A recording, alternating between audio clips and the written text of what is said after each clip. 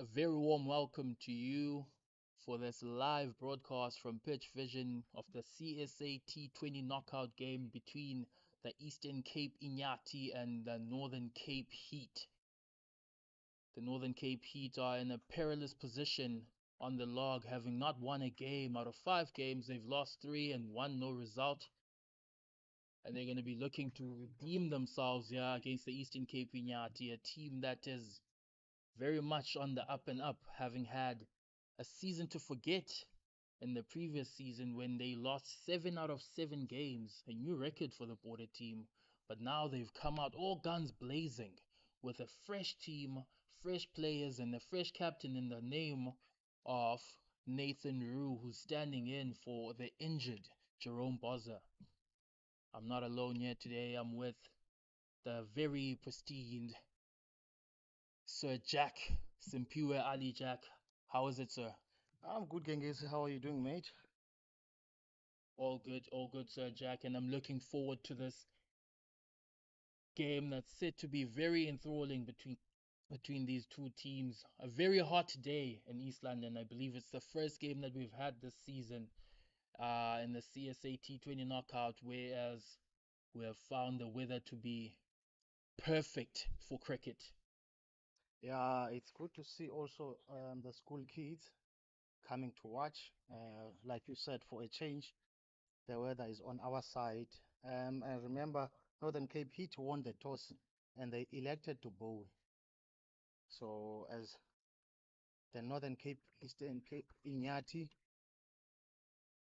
the guy that's going to face the first ball will be Nathan Rowe, the new captain that just took over from Jerome Boza. Um, that is definitely missed by the boys. We saw they went to Limpopo the previous game and they lost that game, but they still in the competition. They're sitting on position number 2, played 5, won 3, lost 1 with 14 points. Yeah, it's the Northern Cape Heat are in a position where obviously they would not like to be where they are right now, but it's something that they're gonna have to deal with. Looks like Van Rensbeck will be opening bowling for the visitors. It's still a good game for the visitors. They still need to finish on a high, much as they're sitting right at the toes of the table. They will still have to finish high. As we mentioned, of course, the Northern Cape Heat right at the bottom of the table, but a win here today would boost their semi-final chances because, as we've clearly seen in the competition so far, no team has been able to pull away from the rest. It's something that we very much expected, having the Knights back in Division 2, but the Eastern Cape Inyati put a spanner in the works last week by beating the Knights, and now everything is open, wide open on the log. All teams are in a position where they can actually qualify for the semi-finals. But this game in particular, if the Eastern Cape Inyati win, they are almost guaranteed a semi-final spot, a home semi-final spot, which is something that they haven't had over the past 4 seasons in this franchise, in this professional cricket system. First ball, Benjamin van Rensburg. Nice and solid to start up. And you can see the Northern Cape Heat not feeling the heat, something that they used to because it's very hot here in East London. Yeah, but just to touch base on what you said, I still think it will be good for the home team to keep the momentum going. They don't want to lose this one heading towards the semis. I mean, we get one there, Nathan Rowe, to open his account.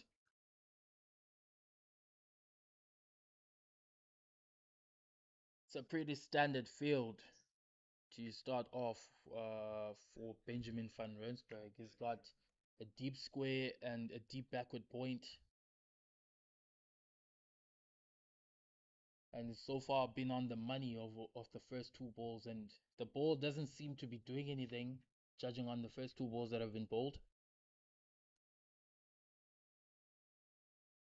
It's the second run for the Eastern Cape Inyati, waiting for the umpire to judge whether that was a leg by, and he does. So Christian du Toit still waiting to get off the mark.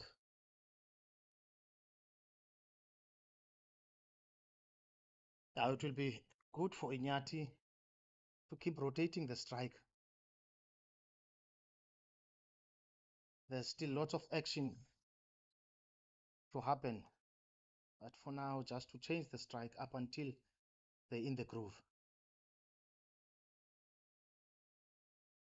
Plays it down to short third man, Romano to Blanche.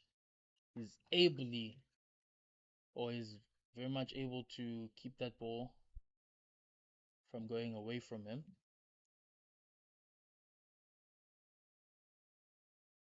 You can see Nonelela Ika standing on the backward square boundary, backward point boundary rather. He is of course a homegrown Eastern Cape Inyati boy. He was playing for the Eastern Cape Inyati a couple of seasons ago. That's another run for the stand-in Eastern Cape Inyati cap. Rocking off the back foot on that one. It's been good last week for Hudson Park. We saw when South Africa was playing Pakistan, we had two Hudsonians playing there. In the air, just fold off that one. Yeah, Christian du Toit trying to release the shackles early there, but he mistimed that ball, and he actually gave the Northern KP two chances as we end the over. The score is 4 without loss. He gave them two chances there, one with the ball that was high, and there was a chance for a catch, and then also a run out because he played that ball on the back foot, so it was hard for him to actually take off. As we're seeing now, they're introducing spin from the second over. It's not for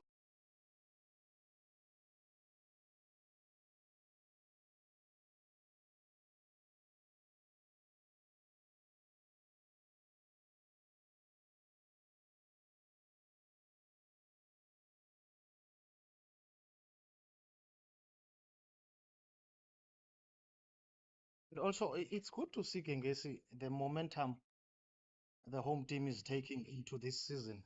Because remember when they finished off last year, they were playing the finals of the ODI. Got him trying to sweep it, but it was a swing and a miss. Now Van Rooyen gets his first wicket. The Eastern Cape Inyati captain Nathan Roux loses his wicket in the second over, trying to step across and play that ball over the vacant deep backward square leg boundary. Completely misses the ball and he loses his wicket. The Eastern Cape Inyati in a situation that they haven't been in all season, losing an early wicket. They usually have a great foundation laid by the openers, but now it's time to see how the young man, Vian Ruthven, the 19-year-old from Pretoria, how he's going to adapt in this kind of situation. Yeah, maybe it's something you wouldn't have thought of. It's a second over. Like I said, the wicket is full of cracks. So the spin will come handy today. And it's something you mentioned earlier on when Van Rooyen bowled his first ball, Sir Jack. You said you can never go wrong when you're bowling the ball straight, because if you miss as a batter, the bowler is always going to hit. Yeah, you never go wrong, G. Must always make sure that the wickets are on play.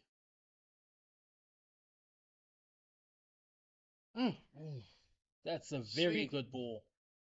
Swing and a miss. That's four buys. That's a very good ball from Van Rooyen. He gave it a bit of flight and enticed Van Ruthven to come forward there, but he completely played around that ball and it deceived everyone, including the keeper. Fortuitous 4 runs for the Eastern Cape Inyati.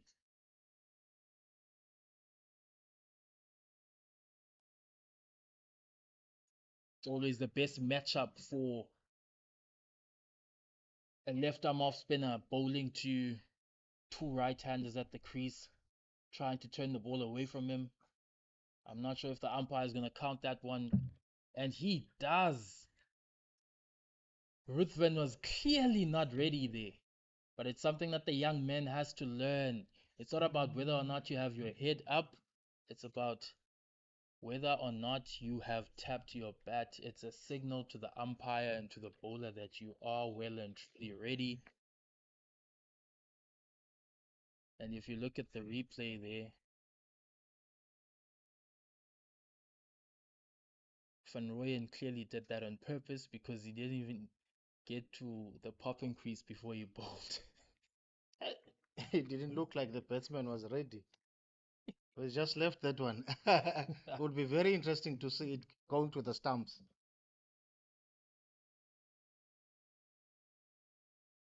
Looked like though it was counted as a legal delivery. Van Rooyen coming back.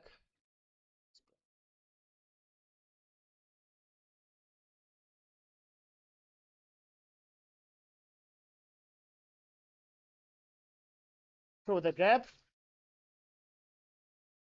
And the ball will win the race. It's 4 runs. It's the first legitimate boundary that the Eastern Cape Inyati have scored in this innings, and it comes off the bat of Christian du Toit. Two young men from Pretoria facing up here against the Northern Cape Heat. Very prominent schoolboy cricketers last season. It's an interesting journey that they've made down south. These are good selections. You may take it light that why would a coastal team go fetch a player from uplands? Um, these selections come handy when you go up to Joburg, Limpopo. They become handy there, so they know the conditions very well.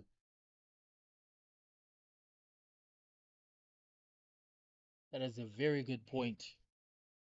Seeing as that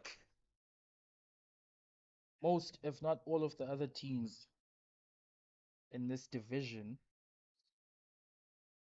play on the Highveld or inland. And So, also, hence you've got players scattered all over the country. Now, Nonele Ayika today is an opposition mm, and is coming from this side of South Africa. oh, that's a very good bouncer. Giving Christian du Toit something else to think about there. And he clearly wasn't ready for that one. Enjoying the crowd pulling in with cooler boxes. It's a perfect day for anyone in East London to come and watch the cricket. Yeah, and I believe some of the metrics are finished writing today. So it's chilled vibes here. And hopefully we'll see more should the home team wins. They'll get plenty of chances as that ball is worked down, and Nonel'ela Ika, probably the best fielder on the ground, is able to cover that and keeps it down just to 2. One of the many assets in his disposal. One of the many assets in his disposal for Nonel'ela Ika is his fielding capacities, one of the best around the division. He's also got SA colors at school. Let's see now. Ika has been brought back into the circle, and that's exactly the type of delivery that we expect if there's no cover on the offside boundary. It's a bit closer to him, and that's how we end the over. The score is 17 for 1 after 3. A tidy start from the Northern Cape hit exactly as they wanted, getting the early wicket of the Eastern Cape Inyati captain Nathan Roux and keeping these two youngsters, these two 19-year-olds, All they on the have to back do foot. is just to keep their heads up. It's still early days. Still a lot of cricket to be played. We see the crowd pulling up as you mentioned before, Sir Jack.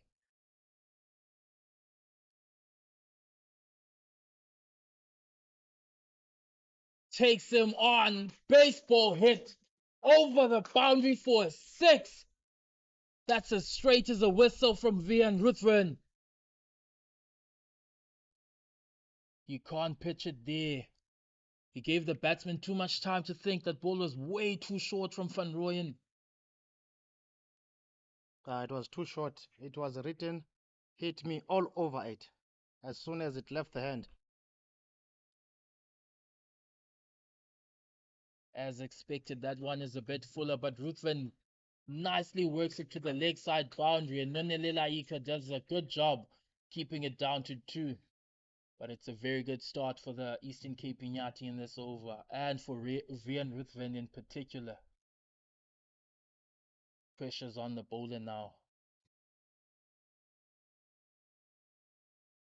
It's too wide. That's very well bowled. Bowling to his field, he knows that he has a man on the long off boundary, a very square long off boundary. Finds the fielder. Pressure's back on the batsman now. A very good comeback from Van Rooyen, having gone for a 6 and 2 over the first two balls of this over. Very quick single. Oh, a direct hit would have been very interesting. It was very close. Too close for comfort. Yeah, that ball probably wasn't worked as square off the fielder as Vian Ruthven would have liked. Takes the fielder on. No chance for Nonelela Ika on the mid-wicket boundary, and the ball goes for a 4. The score quickly moves on to 30 after 4 overs. That was a very good over for the Eastern Cape Inyati. 13 runs coming off of it. And just like that, the innings is back on track. The two boys from the Pretoria region bringing the game back on for the Eastern Cape Inyati, and with that we see a change of bowler. The opening bowlers having bowled 2 overs each.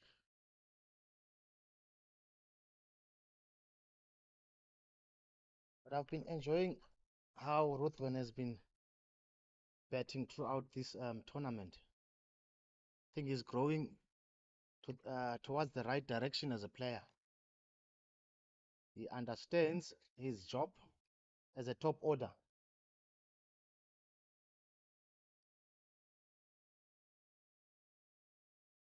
Ruthven, Straight to the fielder. Man standing at cover there. The ball is coming onto the batters nicely as they would have liked, the Eastern Cape Inyati. The Eastern Cape Inyati batters.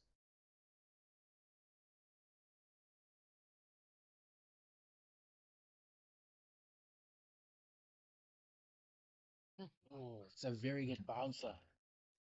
Again, one of the pace bowlers giving the Eastern Cape Inyati batters something to think about, and it's something that you wouldn't expect at Buffalo Park, where the ball doesn't always get up as much as you'd like it to.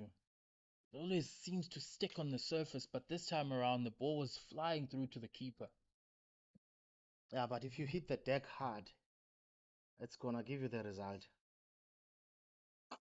Takes him on this time and easily clears the fielders, and it goes for a 6 over long off. Vian Ruthven, not here to play around, not here to play games. He's here to make an impact. That was there to be hit. It's more like he's on the golf course now. is Vian Ruthven.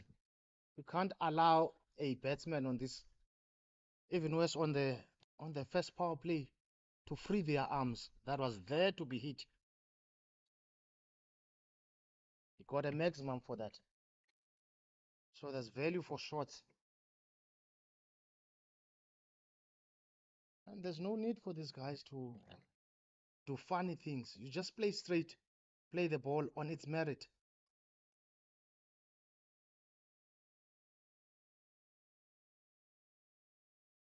Nice one. Stealing the singles there as well. Deep square and a deep backward point. And you expect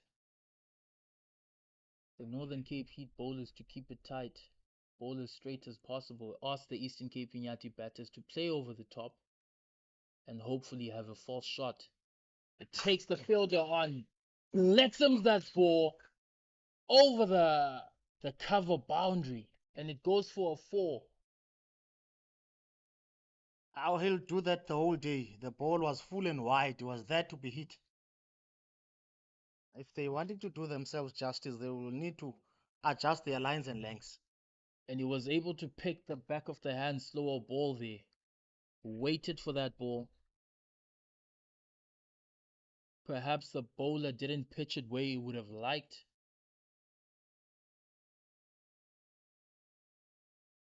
And he takes him on again.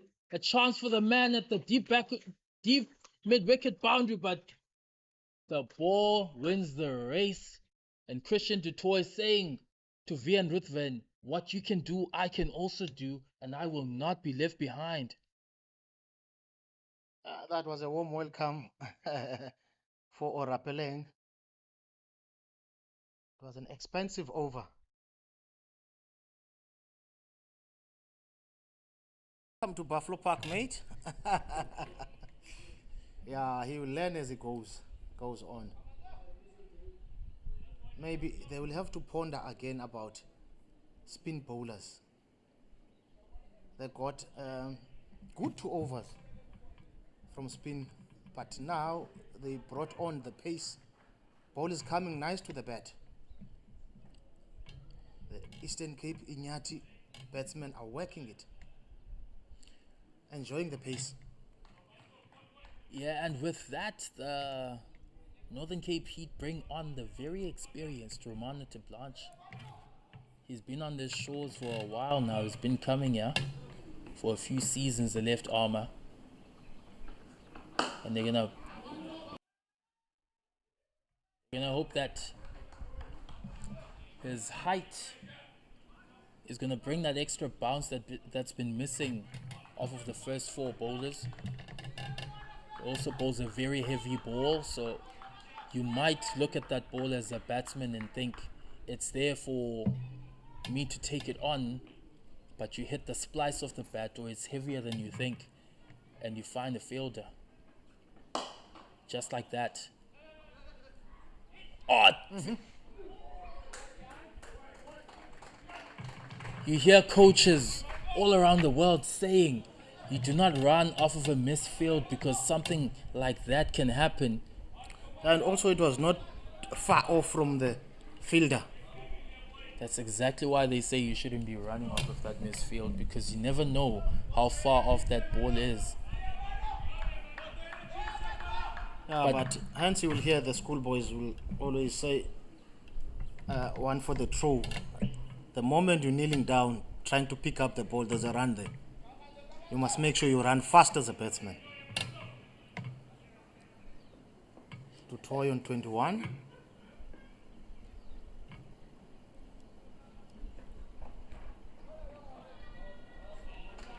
Well bowled from Romano de Blanche. 4 balls into the over, and he's managed to 3 balls into the over rather. He's managed to keep it down to just 2 runs. And it's the last over of the power play, so you expect the batters to try and capitalize. And he's got a deep backward square and a very square fine leg, so you expect him to keep the ball tight, close to the body. just like that. But he takes it on, helps that ball on, and it goes for a huge 6 over the fine leg boundary. The man standing there had no chance. That was a bit too straight from Romano to Blanche. Yeah, you can't put a filter for that. It was way too short. And the 50 up for the Eastern Cape Inyati. 53 runs in the power play. 34 balls. Still 2 balls to go. 4 fours and 3 sixes. And the most important thing in this partnership of 48 now is that the score has been evenly shared by the two batsmen. And as we said before, they know each other very well, coming from the Pretoria region.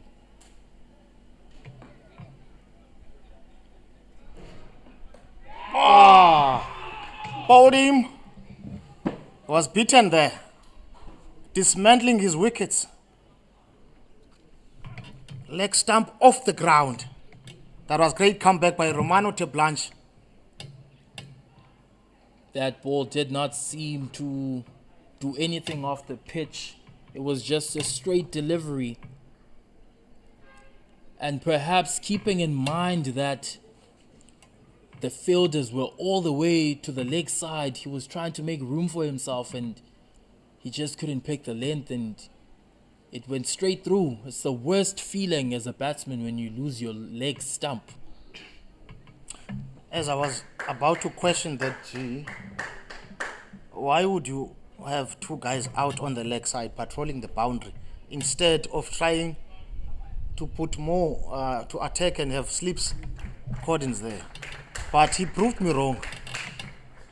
Yeah, we mentioned the experience of Romano de Blanche, and he does deliver for his team with 1 ball left in the power play. It looks a bit more even now with 53 for 2 after 5.4 overs. We see the former Eastern Cape Inyati captain Jason Niemand strides onto the crease. He's got 1 ball to navigate of this Romano de Blanche over. They started very well. One thing they wanted to do by Inyati is to lose 1 more wicket with only 2 balls to spare. Something very interesting I've seen from the 2 Inyati batters that have come on, Vian Ruthven and Jason Niemand. As soon as the wicket falls, they have been running onto the field. Very unusual. Same field. And he keeps it down to no run to end the over. 53 for 2 after 6, and that's the end of the power play. And you have to say, Sir Jack, both teams will be comfortable with that. 53 for 2. Yeah, but the home team will be a little disappointed there with that 1 wicket. But it's been a good power play for both teams. It's balancing. A few good starts this season for Vian Ruthven, and they'll be hoping that once the competition gets to the knockout stages, he can finally capitalize and go on and get a big score. He clearly has the potential to do that. But now we see that Christian Dutoy and Jason Niemand have to steady the ship for the Eastern Cape Inyati and navigate these middle overs. As we see Ruan van Rooyen coming back. He bowled 2 overs and went for 14 runs and got the crucial wicket of the Eastern Cape Inyati stand-in captain, Nathan Roux. He's switching ends now. He's got all the protection. He's got a long off, a deep mid-wicket, a deep square, and a sweeper on the offside. Ruthven immediately tries to come down the track, but Van Rooyen, wise to it, bowls the ball very wide, and Ruthven has to end up defending that delivery.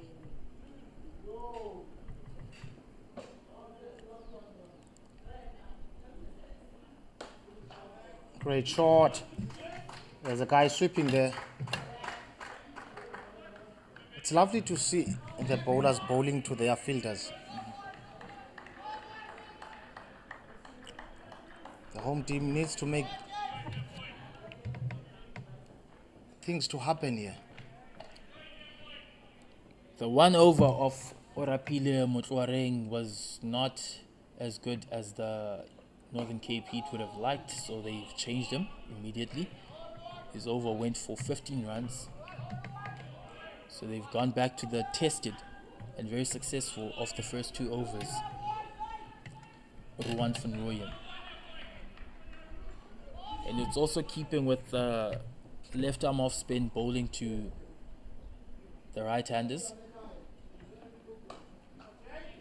Finds the fielder, is able to cut off that delivery, but at some personal cost it seems to have hit him on the chin or somewhere on the throat, or he's pointing to his chest.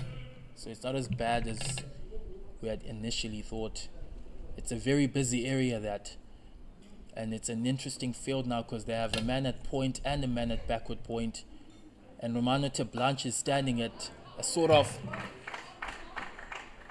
gully, and the ball bits the fielder. Immediately after the fielder had vacated that cover region, the ball goes exactly there and it goes for a 4. That's a very good shot from Christian du Toit, and he moves on to 30. The fielder was wide-ish there. 26 rather. Great awareness where the fielders are.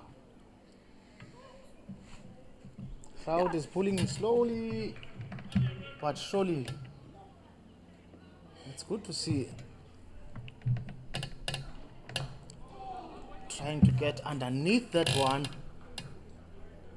He'll only get 1 run. And that's how we end the over. The score is 60 for 2 after 7. But you can sort of understand the plan for Van Rooyen there. It was always to keep the stumps in play. You very often see the batters rocking back and giving themselves room to play the ball onto the offside, and they miss it or they chop it back onto the stumps. But in that regard, it was a very good shot from Christian du Toit. And you see Romano Blanche having had a very good first over. Got the wicket of a set batsman, which is Vian Ruthven. He got the wicket and only went for 7 runs in the power play.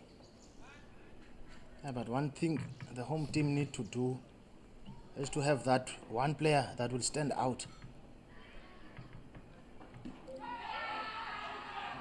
Keeping the ball on the pad. It's very interesting there from Christian du Toit. Tosses that ball back over to the bowler, and the Northern Cape team comically appealing to the umpire, asking if that's not out. An interesting field, yeah. Romano Blanche is going to try and keep the ball as straight as possible, and Christian du Toit is going to try and give himself room. Interesting from the umpire, they're not calling that a wide. Yeah, I can't believe it, Christian du Toit. Very interesting field indeed. And the lines the bowler is bowling is not gonna go anywhere close to the off stump, 4th stump, 5th stump. He's trying to target the body. Yeah, of course, we are out of the power play now, so the fielding team is allowed to have 5 fielders on the boundary. And the Northern Cape Heat making full use of that. As we said, they have a sweeper on the offside, a third man who is very square, a fine leg that's coming in now. So the fine leg is coming in, and the man that was standing at mid-off is moving back to long off.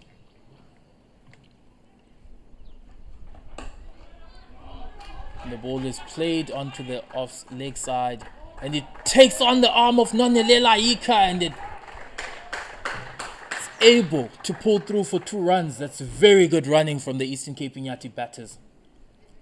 Nonelela Ika was on the leg side boundary there, and he perhaps wasn't expecting Christian du Toit to try and go for 2. And on the entire field, that's the one man who you wouldn't want to take on.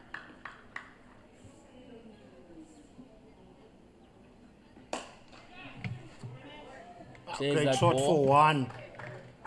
There's a guy sweeping there on the boundary. As we said, very good field placement from the Northern Cape Heat, and it's going to be important for the Eastern Cape Inyati batters to try and rotate the strikers much as they can, because over the past 3 overs only 1 boundary has been able to be acquired.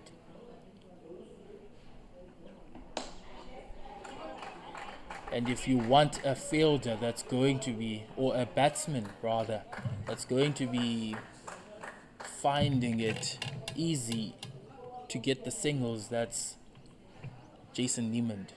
And that's how we end the over. 64 for 2 after 8. A partnership of 11 runs in its infancy. Trying to find their way, trying to find their feet here, the Eastern Cape Inyati batters. 64 for 2 after 8. The Northern Cape Heat will be very happy. And you expect them to have a bowling change. And it looks as if they are. Or maybe not. Looks like it's still going to be pace. Pace on. Keeper was not sure for a moment there who was going to take the ball.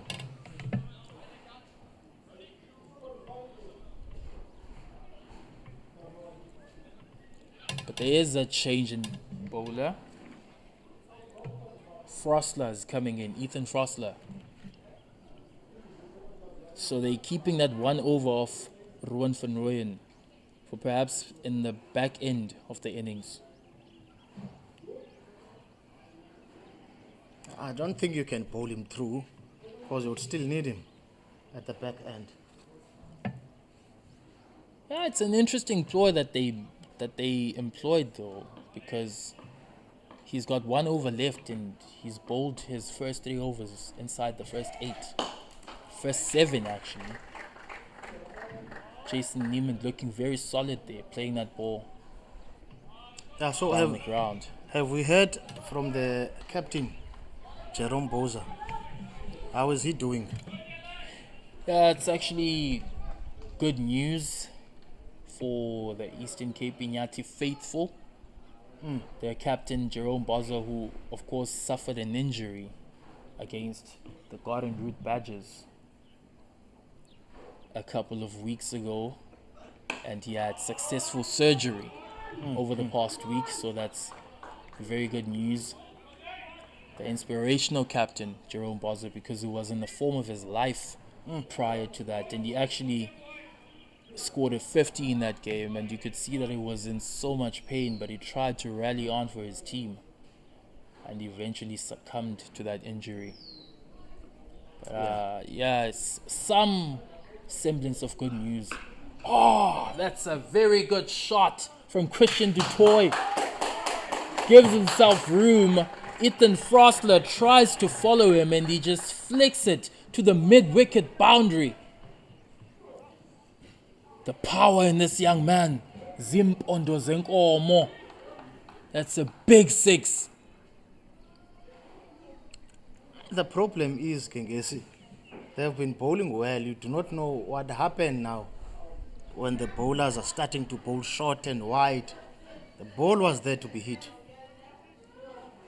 Now, I think the batsman, they created the opportunity for himself. It's very close, but the umpire judges that would have gone down to the leg side, and they scamper through for a single. Yeah, that was a great comeback ball. After being hit for a 6 the previous ball. It's a similar delivery, but this time Christian du Toit was able to stay in his crease, and that ball that was hit for a 6, he created room for himself, and he created room for himself, and the bowler tried to follow him, and he actually bowled the ball a bit too close to his legs. Takes on the fielder. It's very shaky running from the Eastern Cape Inyati batters so far in this innings. They've been taking some very risky singles. The most important thing when you're playing as a batsman and you're trying to go for a quick single is to always try not to hit the ball straight to the fielder. If the fielder has to move laterally, so the fielder has to move to the side, then it gives you a chance as a batsman to scamper through for that kind of single. The last ball. Very good call from Jason Niemand.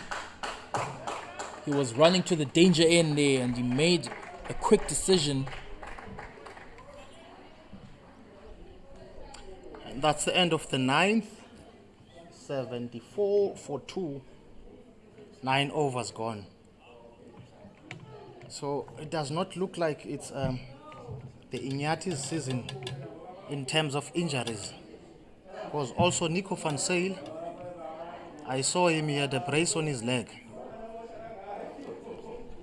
Yeah, it's something that they've been struggling with this season, as you said. But you can commend them for how well they've coped with those injuries, because it's not only Nico van Zyl, it's the opening bowlers for the Eastern Cape Inyati, which are Nico van Zyl and Chad Claassen. They've both been injured, and they've so far missed the majority of this CSA T20 knockout competition, and they've done well to navigate that and find themselves in second position on the log. As you see a bowling change, Ntuli coming on. Ntuli. But I think it was also a blessing in disguise for other players like Totana. He came in as a substitute and he took wickets. He did very well for his team. So they're trying to close those gaps. Yeah, taking wickets is something that they're going to hope is going to happen in the second innings. But we see Ntuli now. First up, Christian du Toit tries to use his feet but plays that ball straight to the man at short mid-wicket. He's not afraid to take on the bowler. Oh! First warning.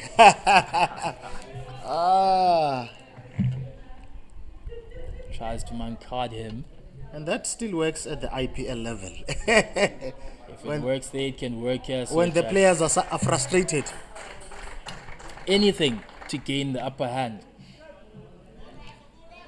Something for Jason Niemand and Christian du Toit to keep in mind. Ntuli talking to his wicketkeeper. But like I said, I will still want to see a player that will take Jerome's role to score those 50s. Yeah, look, it's not as if the team was entirely dependent on Jerome Bozza, but you're right. Christian du Toit has a role to play here. Jason Niemand tries to play that ball, reverse sweep, but they've got cover for that to the Northern Cape Heat. They have a man standing at gully, and but what I was trying to get at, Kengesi, they will settle for a single. What I'm trying to get at is Jerome is a type of a player that will go in and get a 50. So it would be lovely to see that after his injury, you will still get players that will still go on, get 50s, and try to go big, even centuries. He was that player of that caliber that could give you what you want. It's a very good shot from Christian du Toit. Gave himself space and was able to find the gap between the man at the sweeper boundary and cover. They go for 2 runs. And as we mentioned before, they need to keep rotating the strike if the boundaries are not coming. Very good bowling so far from the Northern Cape Heat. And a very healthy strike rate there by du Toit. 42 of 28 balls. He's showing some composure. 10 overs down now. The score is 79 for 2.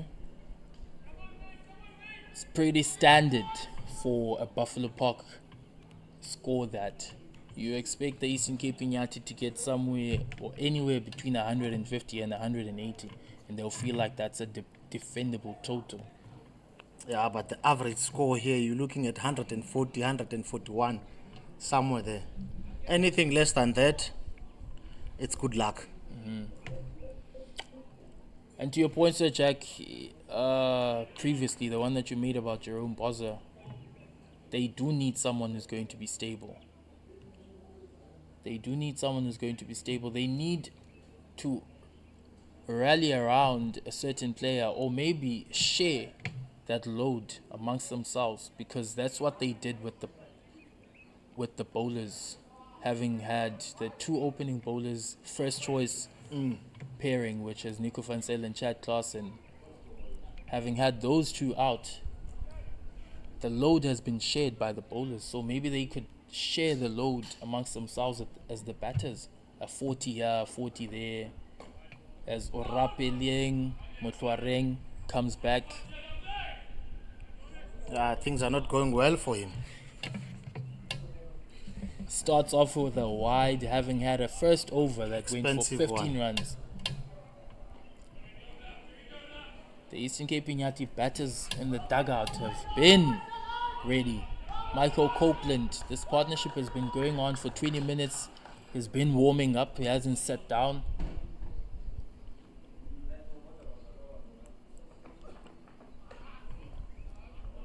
There's nowhere to hide. There's nowhere to hide for Orapeleng Motlwareng. He's in trouble here, and you can see that Christian du Toit has picked him. He's chosen him as the one bowler to target.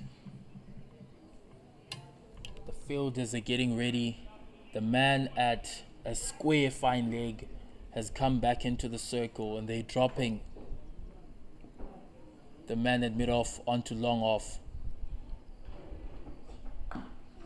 Tries to take him on. Hits the inside of the bat, and Jason Niemand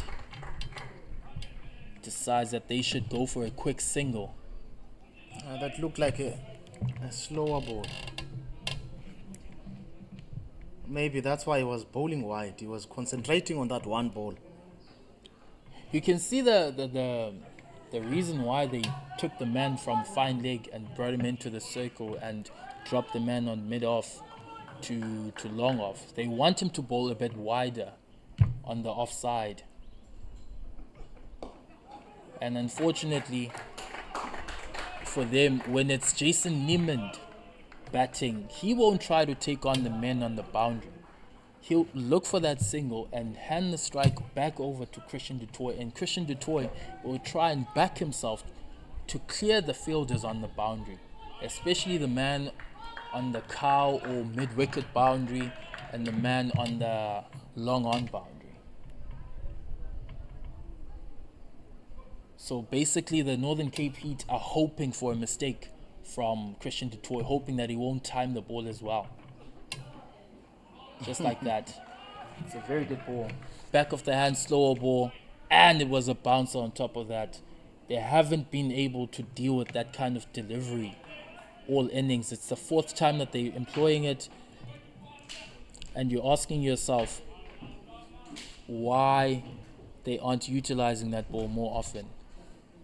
You get 2 in and over, he's bowled 3 balls, bowl a ball that's full now, and then bowl another short ball in the over. Try and be a bit less predictable.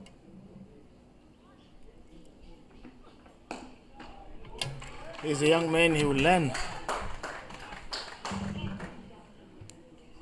He should know also where to put his fielders. not the captain to tell you what to do. Yeah, but he's finding more success using that back of the hand delivery because both of those balls have gone for just a single. Christian du Toit perhaps not being able to pick it as well as Vian Ruthven was able to in Motwaring's first over. Oh, there was a chance there for the fielder.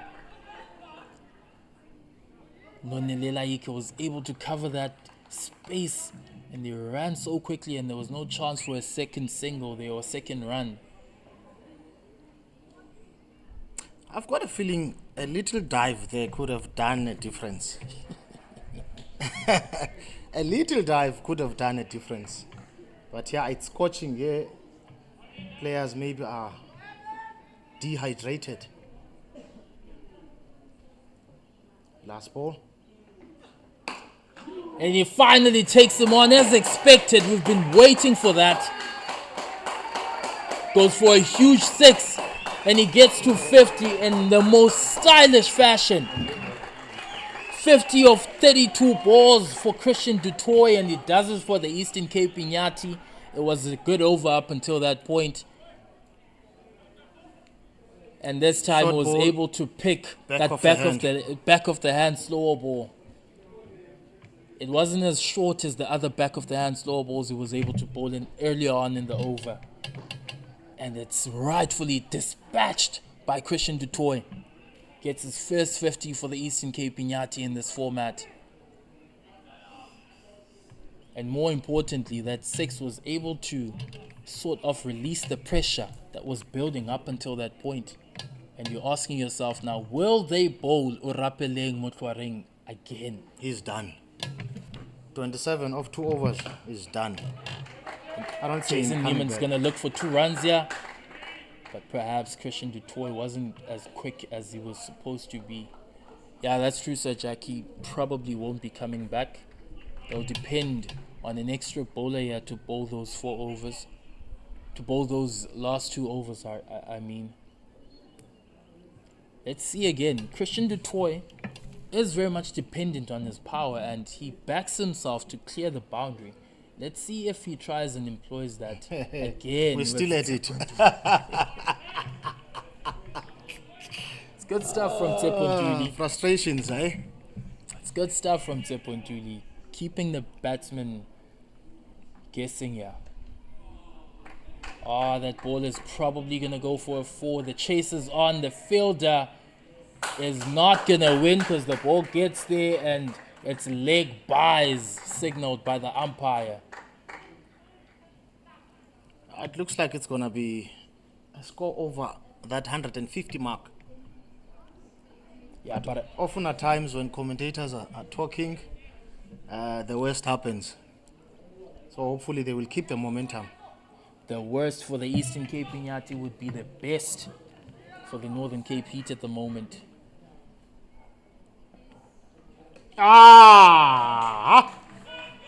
Bowled him. He's gone. He's gone is Christian du Toit. His job is done for the day when it comes to his batting. Is bowled. Another Eastern Cape Inyati batsman loses his wicket. 3 bold dismissals. He lost his shape there at the crucial point of that delivery. And the ball goes way straight past his bat, hits him on the body and deflects onto the stumps, and is very disappointed. He's very, very disappointed. He goes for a well-played 50 of 35 deliveries, 5 4s and 2 6s. You can see what he was trying to do, was trying to keep the momentum going. Yeah, that was great batting by du Toit. Led from the forefront. It's unlucky that we couldn't see him progresses through and maybe getting as close to his first century on this tournament. Yeah, once again, it's a start for an Eastern Cape Inyati batter, but he wasn't able to capitalize. And that brings to the crease Michael Copeland. Yeah, one thing they've done exceptionally well is You've got two new guys on the crease now. Jason Niemand is still on 8. Michael Copeland still has to open his account. 3 balls left in this Tsepontuli over and is gone for just 6 runs. It's exceptional bowling. Let's see how Michael Copeland copes with the first ball. And he easily nudges it around to the leg side. Goes through to the other side for a single. Is immediately off the mark. Yeah, Jason will have to take now that role of steering his innings into the right direction. Playing sensible. He'll try and look for 2 runs here, but that's very well done from the fielder. Running on from the mid-wicket boundary, and he keeps it down to 1. It's an interesting situation that the Eastern Cape Inyati batters find themselves in, Sir Jack, because Michael Copeland and Jason Niemand are very much players of the same mold, so you won't expect them to try and clear the boundary or to take on the bowlers. They are the kind of batters that nudge the ball around and manipulate it into spaces. So you do want to see how long that they're going to be able to stick to their natural game before they actually try and take them on. As the score reaches 99, 1 off the 100, 3 wickets down after 12 overs. It's good again to see the schoolboys. Something that will happen quite often here during the summer. It's good to see that the rain has stayed off. Boys are playing. And one thing I also enjoyed to see the Inyati players going to the schools visiting, and these schools doing coaching clinics. So that I've noticed that in places like where I come from in Pedi, the visibility of the players there is minimum. And also you find out people, they still know border instead of Eastern Cape Inyati. So it is good to see that these players are going to the schools. At some point they were once at Vincent signing autographs. It's a good initiative. I don't want to lie, I like it, Guy. Ethan Frostler coming back into the attack, replacing Orapeleng Motwareng. And as you said, Sir Jack, he's probably done for the day. Single off the first ball of the over from Michael Copeland. Yeah, it's an activation that was very much needed as the Eastern Cape Inyati bring up their 100 for 3 after 12.1 overs. It's a comfortable position for them to be in, but they would have liked one of the batters to have kicked on, either Christian Dutoy or Vian Ruthven. Another single. You expect them to work it around the park, to play the ball the way that they're playing it now.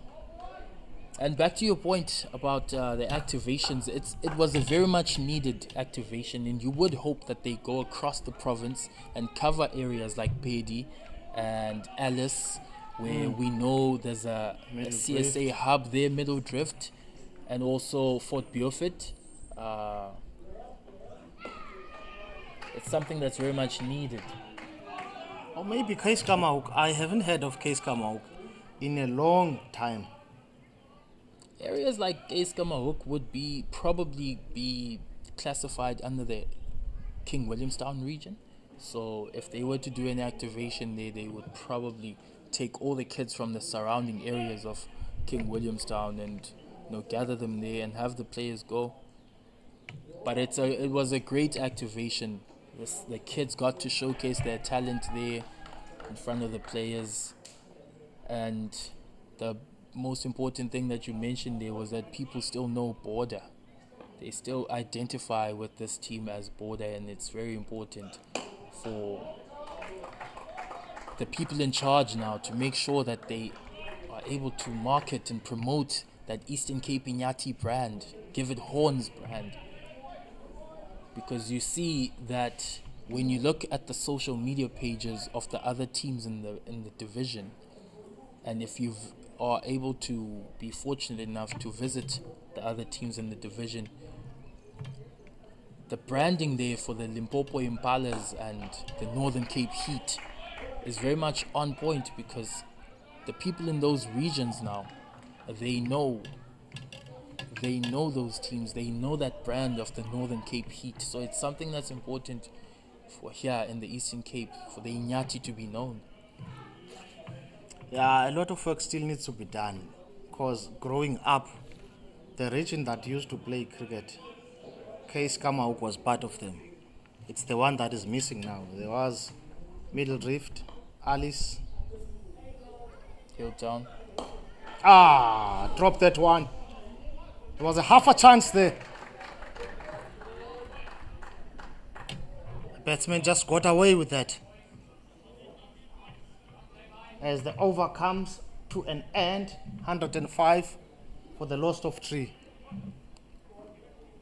Let's see just how big of a chance that was. The ball just dropped short of Ethan Frostler. Probably would have carried if he had carried on with his follow through, but he stopped abruptly there and he found himself in a situation where he had to dive for that ball. Yeah, it depends per bowler, because with spin bowlers, the follow through is very short.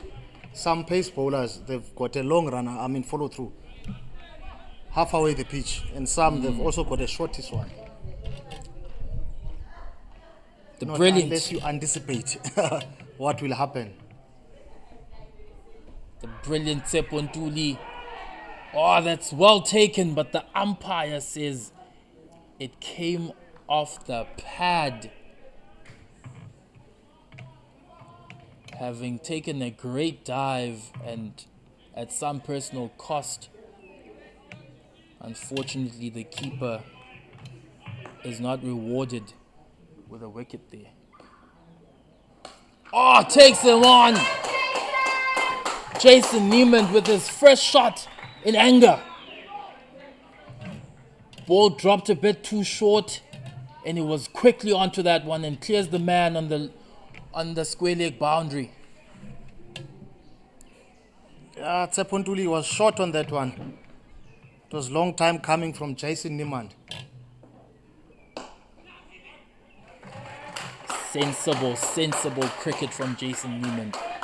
Looking for a single straight after hitting the ball for a 6. I don't want to lie, Gengesi. I would like to see one of the batsmen there having a go. If you're wanting to maximize your chances of winning, they must start unleashing now. Yeah, it's something we mentioned earlier on when Michael Copeland had just come on, that they are very much players of the same mold and they look to manipulate the ball, nudge the ball around. So it's going to be interesting to see which of the two batters actually tries to take the bowlers on and tries to clear the boundary. I would say Copeland can just tee off while Niemand is keeping the strike. We know the caliber of a batsman he is, because you don't want him to go off and then there's no one that can keep wickets and keep rotating the strike.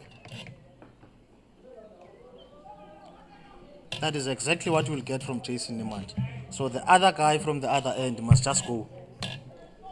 Tsepontuli's over comes to an end. It's gone for 8 runs. The score is 113 for 3 after 14 overs. Yeah, if you think about it, it's 6 overs left. You've got 7 batters in hand. So from here, they can just accelerate. Maybe it's something they're thinking about. Yeah, the makeup of the Eastern Cape Inyati has changed over the past season with the retirement of a legend like Marco Murray, someone who was able to take on the bowlers at any given time, and also having had Shane Dadswell come here for only 1 season, someone who was also looked at as a replacement, a potential replacement for Marco Murray. But now they don't have that someone in that middle order who can be forceful, a brute force against the bowlers. That's a very good shot, and it should be an easy 2. Then Lelaika cuts it down to 2, as we mentioned. Yeah, and also Marco Murray, he holds a record here at Buffalo Park for most 6s. They will miss him dearly. Yeah, and I'm sure when they signed Shane Dadswell, they were hoping, as we said, they were hoping that he would be a replacement for a few years to come, but we know that now that Shane Dadswell relocated to Ireland, whether or not he's still playing whilst he's there, we are not sure, but it's something that the Eastern Cape Inyati are missing at the moment. It's clear to see. Yeah, but it was not going to be an easy decision, King Hiz. Let me just assure you on that, because he did play at the SA20. So now the chances of being spotted when you're playing on these leagues, Division 2, they are very slim. So I can just say him coming here, it was not going to be for longer. This is the over that we were talking about, and the Northern Cape Heat 4 balls in are hoping that something is going to happen with these last 2 balls. Van Rooyen has been one of the standout bowlers. They're hoping for a wicket, yeah. It's exactly that kind of delivery that will cause problems for the batters. It's wide and it's not short enough for you to rock back. It's also not full enough for you to go forward. You see now Jason Neiman trying to create the opportunity, and he hits that ball straight to the man at sweeper. And that's how we end the over, and that's how Rowan van Rooyen ends his spell. 4 for 27. He got the crucial wicket of the Eastern Cape Inyati captain, Nathan Rue, off the first over. And you can see now Matt Fourie onto the pitch to change the gloves for the batters, but also to pass on a message that, boys, we've got 5 overs left. The score is 119 for 3. You need to tee off here. Yeah, great spell from Rowan van Rooyen. 4 for 27. Great bowling by him. Yeah, like you said, I also believe so. There was a message that came with Matt Fourie. Gloves were changed, so now they are busy idling. The machine is well oiled now. They should start teeing off. Immediately, Jason Neiman works his way down the crease and he looks for 2 runs. And finally, the Eastern Cape Inyati batters are able to pull through for 2. Yeah, I would have liked to see the running in between the wickets earlier on. It's scorching there. They must make those visitors run, so that by the time they're getting to bat, they are tired.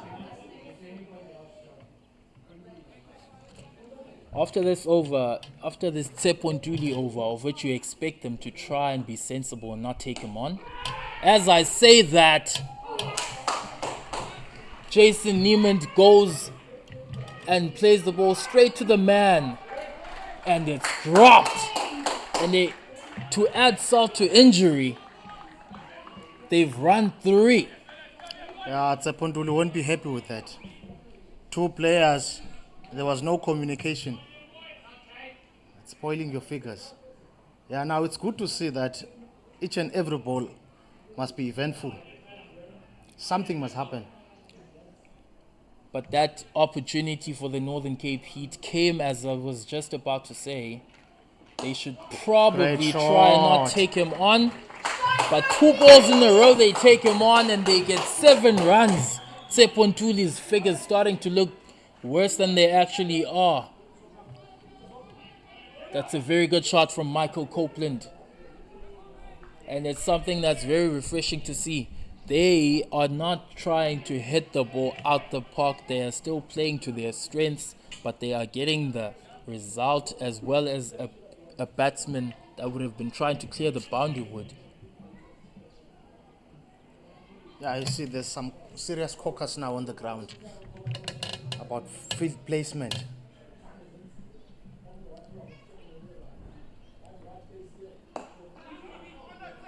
Very sensible cricket there from Michael Copeland. Up until this point, Sepontuli had gone for 11 runs. I would still like to see an over that will go around 20. It will be a game changer. They've got three bowlers on four bowlers actually on 2 overs, and you can bet all your money that it won't be Orapeleng Motluareng. So you expect Romano to Blanche to come back and finish off, and probably have Benjamin van Rensburg bowl the other 2. Takes him on again, sails over the man on the mid-wicket boundary. Ball that was short from Tuli. The fielder can only watch it sailing over the boundary rope for 6. It's a nothing ball from Sepontuli. You could say that it was bowling to his field, but if a ball is pitched short like that, then it's a freebie for the batsman.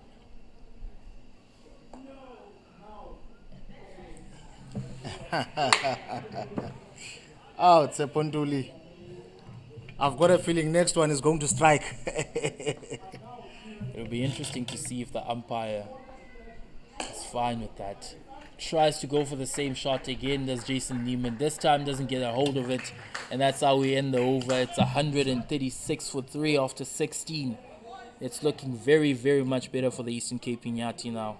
I actually enjoy that shot because he has learned something from the previous bowls. Because remember, he was dropped at the boundary. Now, often at times, the batters wanting to clear the rope, but now this time Jason Neiman just rolled his wrists, hit it on the ground. It's good to see that they are learning from the mistakes. And you asked for an over that goes for 20 runs, Sir Jack. That was close enough. It was 17 runs. Yeah, those are the game changers, bud. Those are the game changers. You need that one. And Sepontuli's finished now. His 4 overs have gone for 34, and he's got a wicket for his troubles. Up until that over, he had gone for around 15 runs. But the Eastern Cape Inyati batsman took him on. And we see the reintroduction of the opening bowler, Benjamin van Rensburg.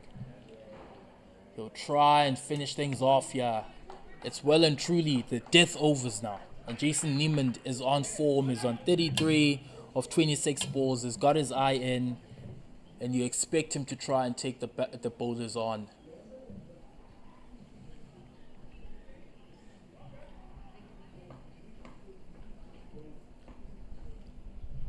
Let's see what Jason's gonna do.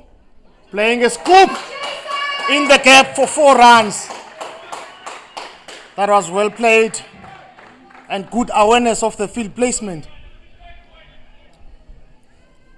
That's right, Sir Jack, and we had been talking about how the Eastern Cape Inyati batters would try to navigate these innings, because these 2 batters, their natural game is to try and find the gaps, and Jason Neiman is being very effective without being destructive.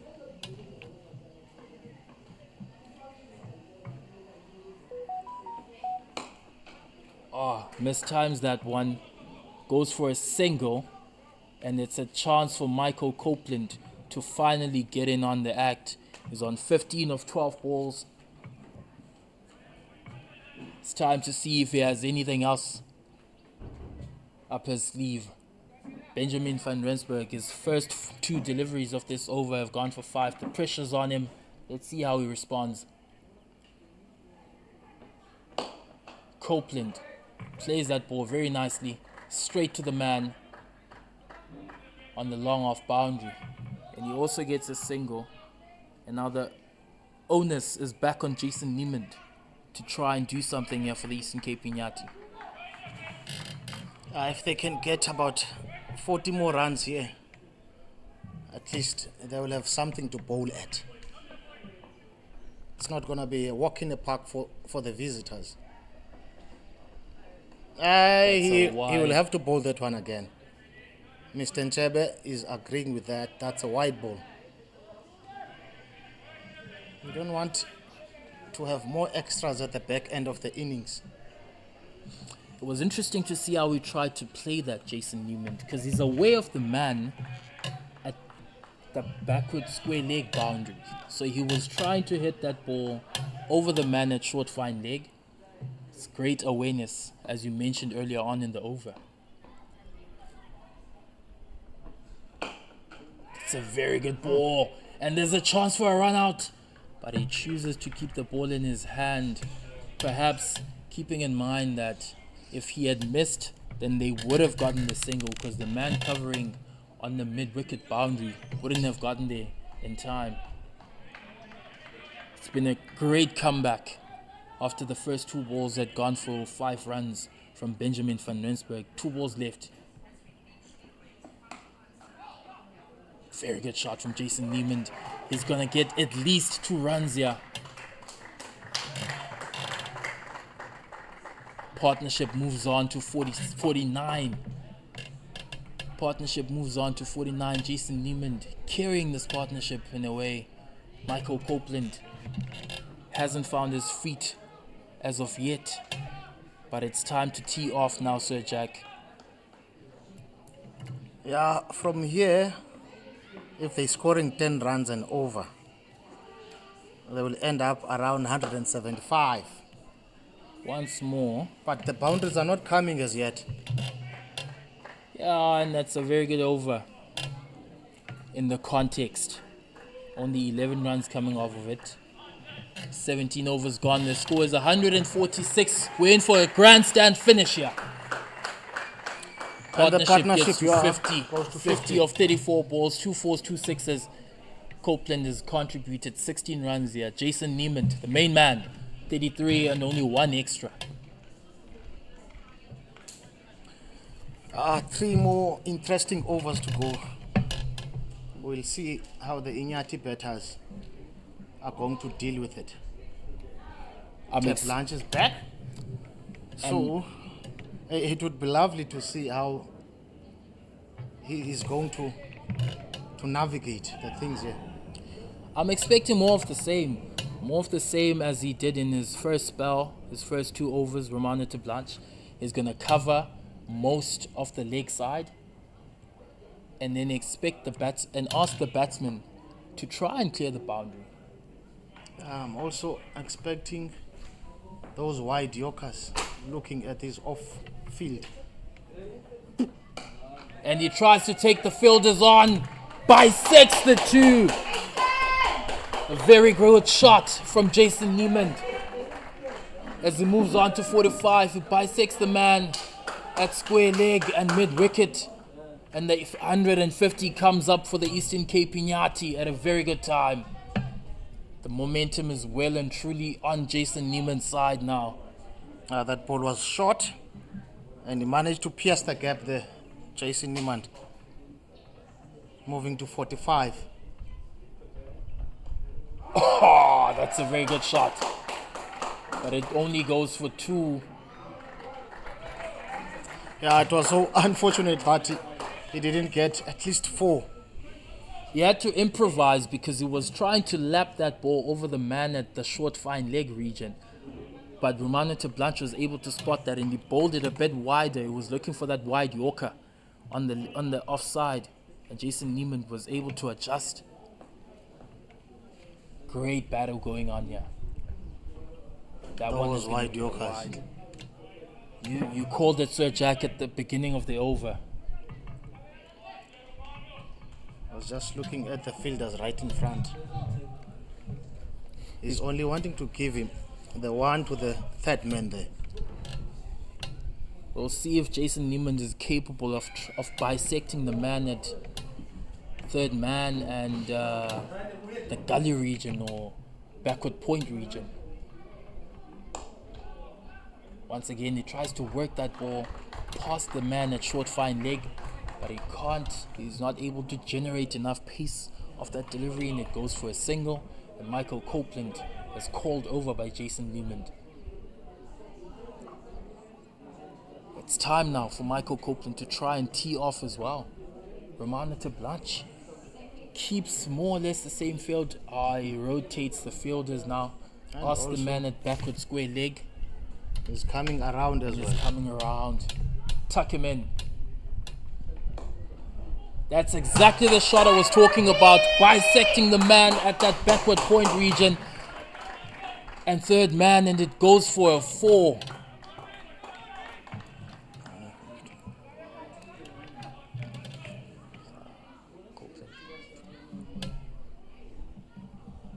It's a welcome boundary for Michael Copeland. Finally gets in on the act. And Romano Blanche has to re-strategize now, and he's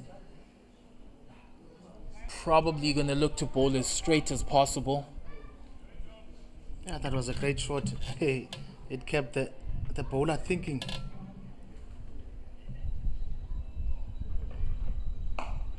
Very good comeback. The slower ball bouncer. And he wasn't able to pick it, because if he was, he would have tried to forehand smash that ball over the man at mid-off. But he wasn't able to generate enough pace off that delivery. And he's got one ball left, Romano Blanche in this over. It's Jason Neiman on strike. 48 runs.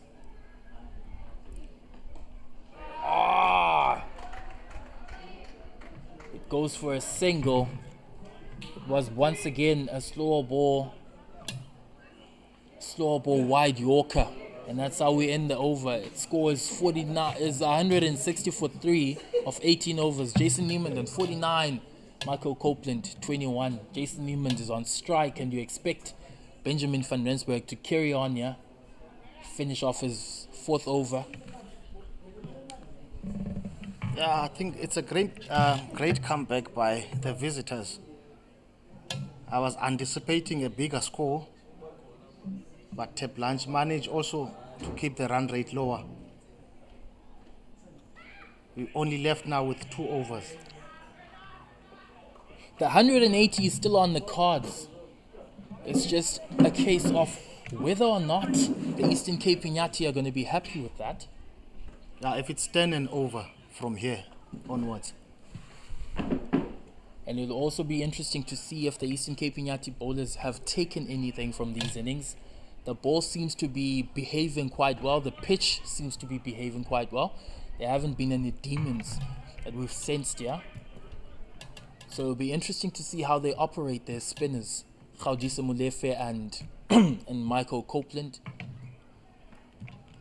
And also whether or not the Eastern Cape Inyati are going to keep with the formula that they've been using over the past few games, or this season rather, of rotating the bowlers in the power play and making sure that they're bowling from different ends every time.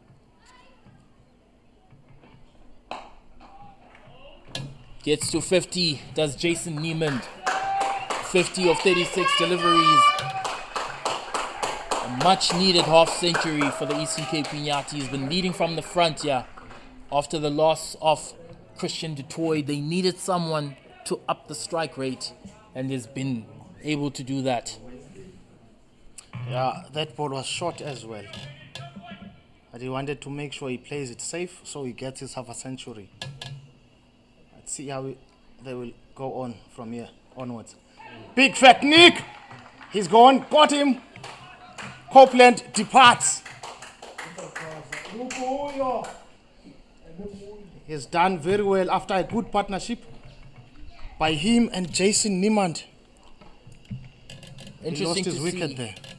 It'll be interesting to see who comes on for the Eastern Cape Inyati. Inyati Malika, it seems, and it's going to be a left-hand, right-hand combination right at the end of the innings. Something different for the Northern Cape Heat bowlers to adjust to try and adjust to. And if they know anything about Inyati Malika, who's coming on now, as Michael Copeland walks off, 21 of 15 deliveries, he tried his best, but it just wasn't his day today.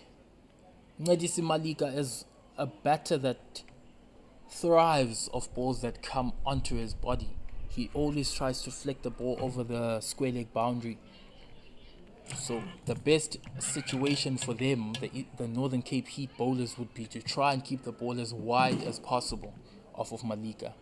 I also think Copeland, when he's watching the replays, he'll be disappointed with himself. The ball was there, the shot was on, but the foot was nowhere near the ball.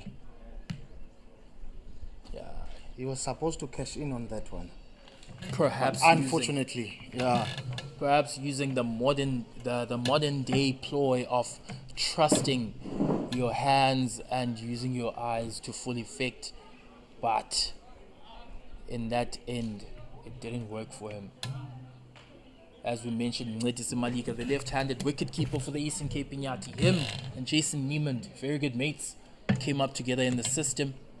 Not a very long time for them to adjust. Only 10 balls left in the innings. A psychological target for the Eastern Cape Inyati, as we mentioned, would have been 180. Having come into this over with 12 balls left and 20 runs off.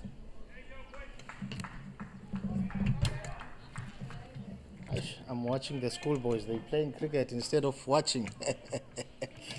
It's all a part of the experience. Sensibly, Iinyati Malika plays for a single and gets Jason Niemand on strike, someone who's seeing the ball as big as the sky at the moment and is untouched. As in touch as Jason Niemand. Got 3 balls left in this over, and you see him asking the umpires, very well aware of what's going on, of the situation, and the way he's standing there. He's not in a hurry. And it's been a tidy over. It's been a very good over. 2 runs coming off of it, and crucially a wicket. Takes him on, does Jason Niemand. Iinyathi tries to cover that side, and he does exceptionally well, does Yika. Keeps it down to 2, and Jason Niemand moves on to 52. It was also good to see Malika backing up there so that they can force the second run. That was a very good fielding from Iinyathi. Something you very much expect of him, and something that the Eastern Cape Inyati will know very well. 2 balls left in this over. Jason Niemand on strike. Takes the fielders on again. Goes for a single. And there's very much time now for Iinyati Malika to join the act. No time to play himself in there with 7 balls left in this Eastern Cape Inyati innings. I also see Jason is frustrated there. He didn't get hold of that ball very well as much as he would have loved. But the good thing is, he's there, he's on 50. He has done a very good job for his side.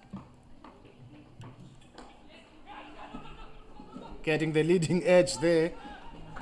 No chance for 2 runs, and that's very good running, very good awareness from Jason Niemand. He saw that there was a vacant area there, and he was running to the danger end and made the decision, took it upon himself, and they took 2 runs there. But it's something that we mentioned before, the Eastern Cape Inyati probably missing some firepower in the middle order. Because there are balls here that you sense that if you had a player of destructive, power, they would have taken those balls on. But now, you will probably see them in this final over trying to manipulate the ball into specific areas, into certain areas. And Romana Tablanche would be very wise to take the pace off of the balls so that they do not exploit the space behind the man at fine leg and third man. It's going to be good to see how Telebranch is going to finish here. He's been the mastermind. I've been enjoying all his spells.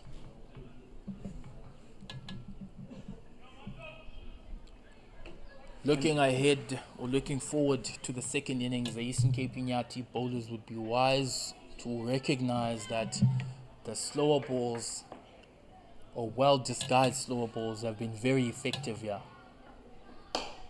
Oh, very good shot. Not the best delivery to start off from Romano Blanche. Bowls a full toss wide in a space where there is no cover. And Jason Neiman duly obliges. Yeah, that was a bad delivery for the fielding placement he's got. That went to a vacant area there. He would like to bowl straightish and sacrifice a single here on the onside. That's actually the ball that he was going to try and bowl.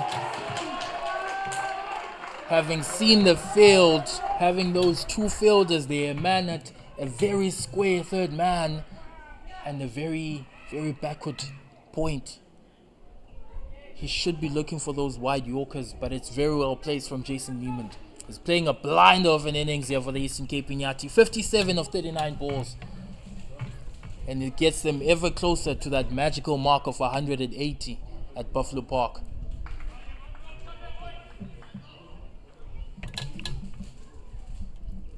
How does he come back here? To the Northern Cape Heat bowlers, Romano Blanche in particular.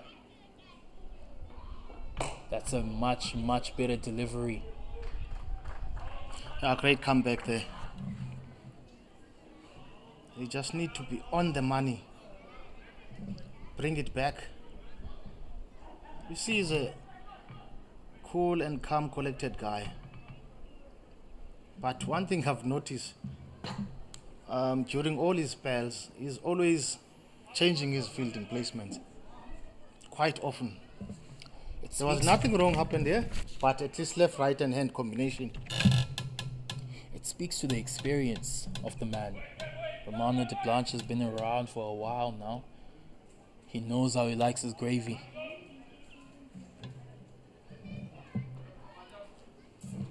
And as I said before, I expect him to bowl very wide to Mncedisi Malika because he's very strong on the legs. That's not the best delivery to bowl. Just as we'd mentioned that he's very strong off his legs and he bowls it straight at the man. And Mncedisi Malika, not needing time to play himself in, moves on very quickly to 9 of 3 balls. Yeah, that was a great shot. It was there on the slot. It was there to be hit. And they've changed the field now. They have a man at the deep mid-wicket boundary. There's the manipulation we're talking about that we very much expected. And the Northern Cape Heat will be very happy with that. As the Inyati get way past now the 180 mark we were talking about, Sir Jack.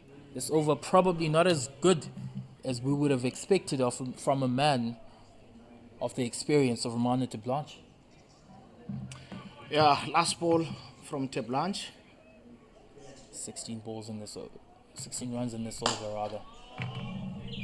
Didn't quite get hold of that. Is Jason Neiman.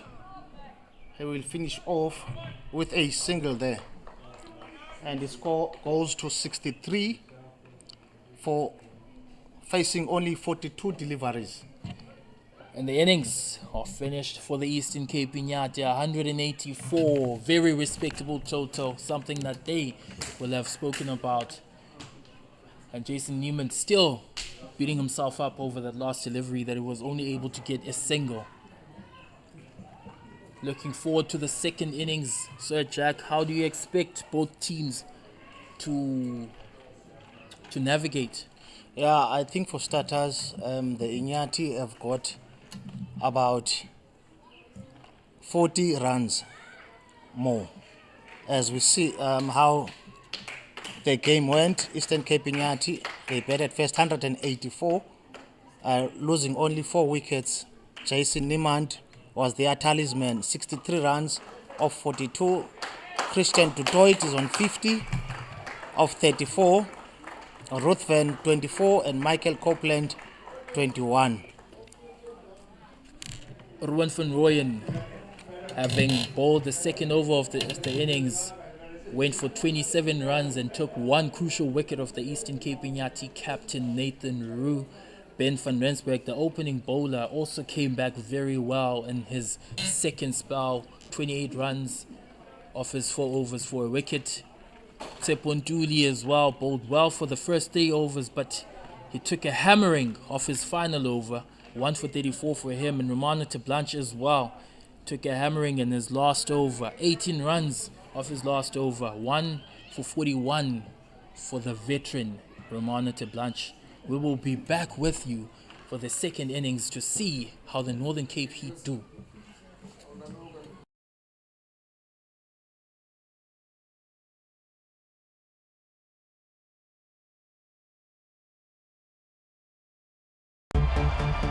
Lights. The stage is set.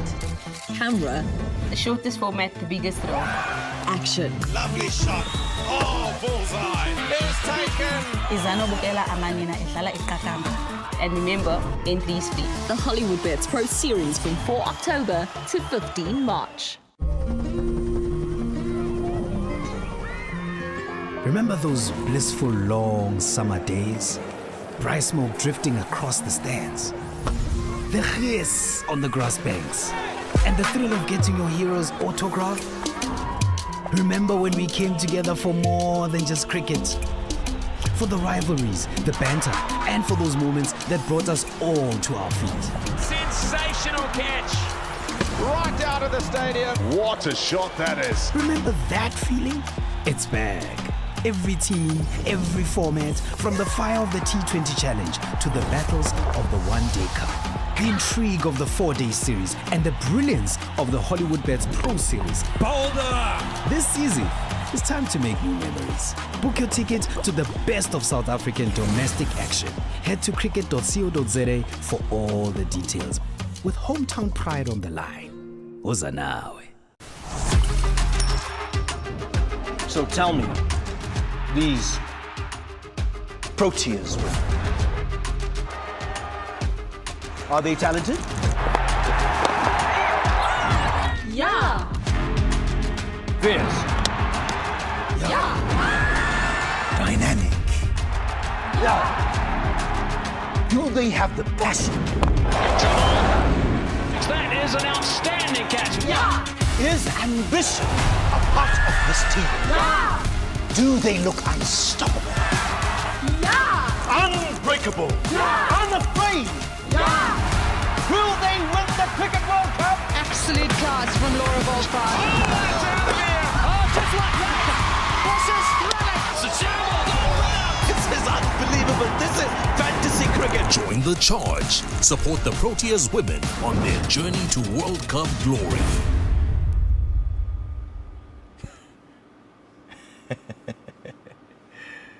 Yeah.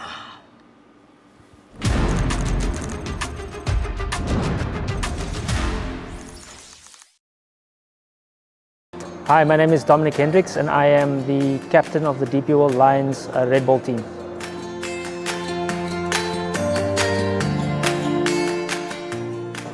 I think number one, we had a great campaign. We didn't lose a game at home, and I think that was one of the keys to our success last season. The thing that impressed me the most was that we sort of won away from home quite a few times, and yeah, we were highly competitive throughout the campaign. The final was a heated affair. Unfortunately, we couldn't win that outright, and we had to settle for a draw. But I think the big thing was that we managed to get 20 wickets in that game, which was special about the final.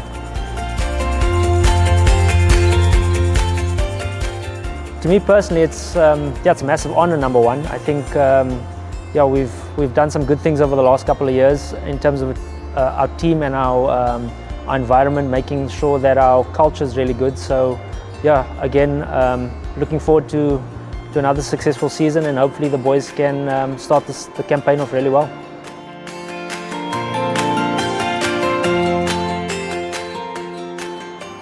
How do we carry the momentum? It's a very difficult question to answer, considering we've got quite a lot of movement this year. So I think the best thing is there is some continuity in terms of a lot of our, a majority of our players are still sort of the same faces that we've seen. So getting the likes of Mitchell, Connor, Josh, those are sort of the leadership guys to sort of carry the momentum that we had from last season and try and get us off to a good start come this Thursday.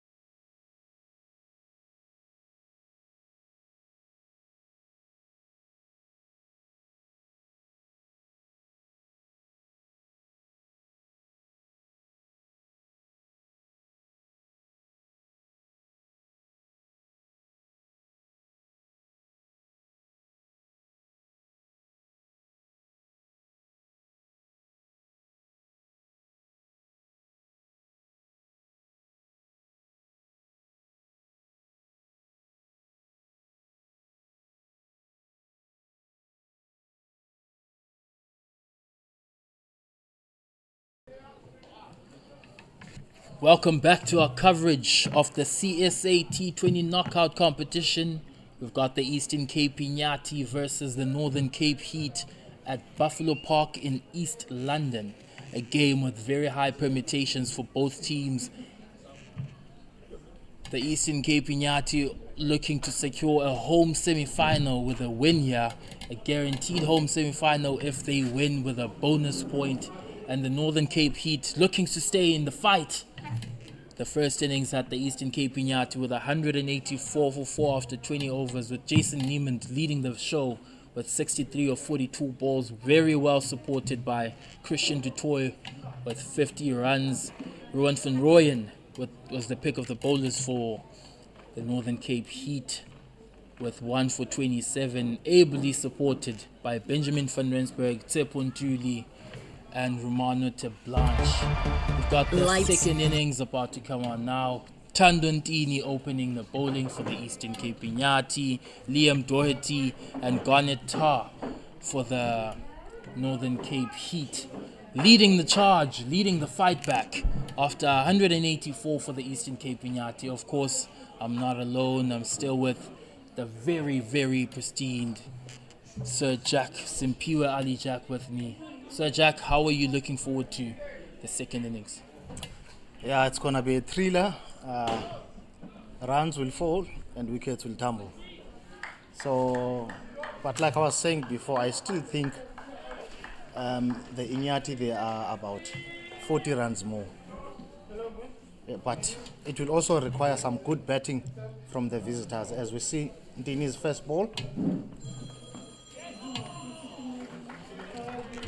Was able to get some shape of the first delivery. Was Thando Ntini back into the right-hander, which is Garnet Tar. But more importantly, first run of the first ball for the Northern Cape Heat. Yeah, they will have to stick with that plan. If the boundaries are not coming, they must still try to rotate the strike. They've got a game here to win.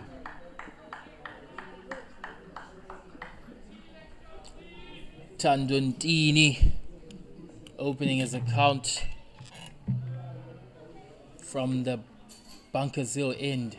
Once more gets shaped back into the batsman. That one was a bit more surprising to Liam Doherty. Pace along with the shape from Thando Ntini. And it'll be interesting to see, Sir Jack, if the Eastern Cape Inyati captain employs the similar tactics that they've employed over the past 5 games, where they use bowlers sparingly in the power play.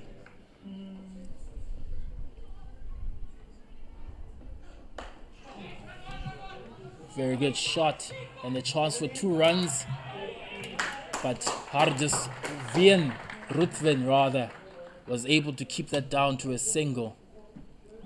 Very good adjustment made by Liam Doherty.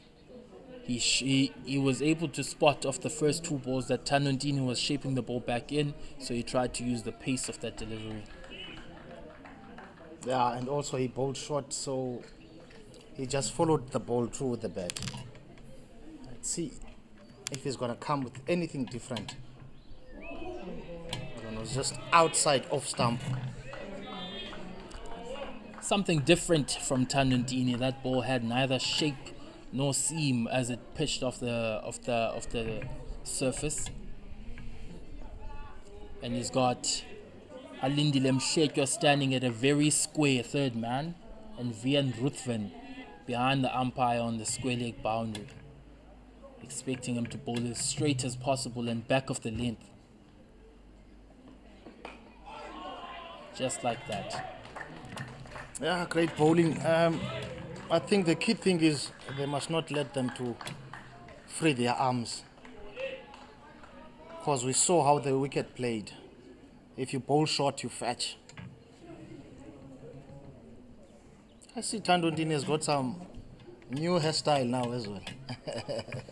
The new looks. I remember a time when a hairstyle like that would have got the world talking. Very well played very well stopped by Gaudisa Molefe, standing at a short backward point, and that's how we end the over. 2 runs of the first over. I see Molefe is one of the Inyati's best fielders. Even the previous game they played here, he took a stunning catch at backward point. It was a blinder of a catch from Molefe. As we see that Hardus Kutsia is going to open the bowling with Tanduntini, bowling from the graveyard end, the Buffalo Park Drive end.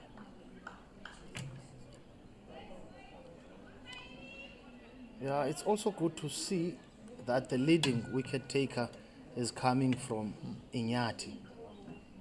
Msejwa has played 5 games, 17.1 overs, 152 runs. He's got 9 wickets, and he is expected to take as well. And then Totana is also on the top 5. He's only played 3 and have 7 wickets. It would be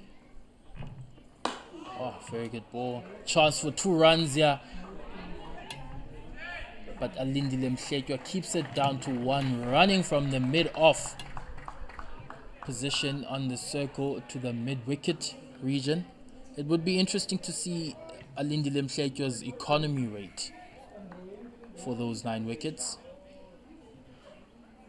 8.85. It is a bit on the expensive side, but defending 184 today, the Eastern Cape Inyati would take an 8.85.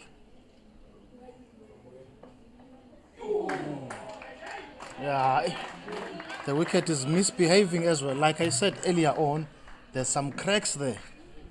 So surely that would have hit a crack there. And they are widening up as the game progresses. Cricket is a very funny game. When the Eastern Cape Inyati were batting, you rarely saw balls that were misbehaving, bouncing off of a short length but keeping low. And now, 8 balls into the innings for the Northern Cape Heat, we're seeing something different once more. Yeah, and also remember, they were using spin and pace, while the home team is using pace. Yeah, it's rare for the Eastern Cape Inyati this season to employ spin within the first 6 overs in the power play, I should say. They have, as we've documented quite extensively so far in this game, been using different bowlers, 4 different bowlers in the power play. That's how they've been doing it. 4 different bowlers in the power play and no bowler bowling 2 overs back to back on one end. Very good shot. But Nathan Rue, the Eastern Cape Inyati captain, keeps it down to 1. Yeah, I think he was not wide there on mid-off. Hence, he managed to stop that run. That was a great shot. Pity the batsman couldn't get at least a minimum of 4. 5 runs of the first 10 balls of the innings for the Northern Cape Heat. It won't be too long until someone starts to think, I should go for a big shot here. That's a very good ball. Very good ball from Hardus Kutsia. Perfect line, perfect length. It felt as if you were watching a test match. Yeah, see that ball, it jagged back, but his feet was not moving at all. So hence the results. You know, Sir Jack, when things are going your way, the Northern Cape Heat batter will nick that ball and it goes for a 4. One thing I'm noticing as well, the home team, they understand that as the over comes to an end, they had no sleep there in position. So they understand that the score is huge, so now they must try to defend and rather not attack. And as expected, we see a change of bowler from the Eastern Cape Inyati, a tactic that they've employed throughout the season or throughout the competition rather, of having different bowlers bowling at different ends and no one bowler bowling 2 overs from the same end back to back. Alindile Mhletywa, the competition's leading wicket taker. Yeah, he's your competition's wicket taker, leading wicket taker, so you need to give him a go. As you see, the batsman is trying to line him up. PTE couldn't get hold of the ball, lining up the wrong person. Yeah, you see that ball, there was no chance for the umpire to give that. The batsman had walked across the stumps and basically left all the stumps behind him. So the impact was way outside off there. But Alindile Mhletywa straight on the money. True to form. Yeah, I would like to carry on from where he has left off. That's a brilliant shot. Brilliant shot. Waited for that delivery. Found the gap. A small gap between the man at extra cover and short cover. And that's the first boundary of the innings for the Northern Cape Heat. Garnet Tar taking the mantle. Asking Liam Doherty to just allow him the space and the freedom to take on the Eastern Cape Inyati bowlers. Let's see how Alindile Mhletywa responds here.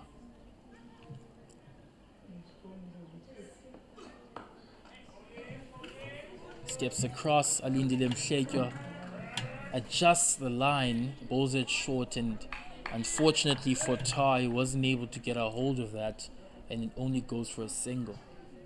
I think that cover drive gave him confidence.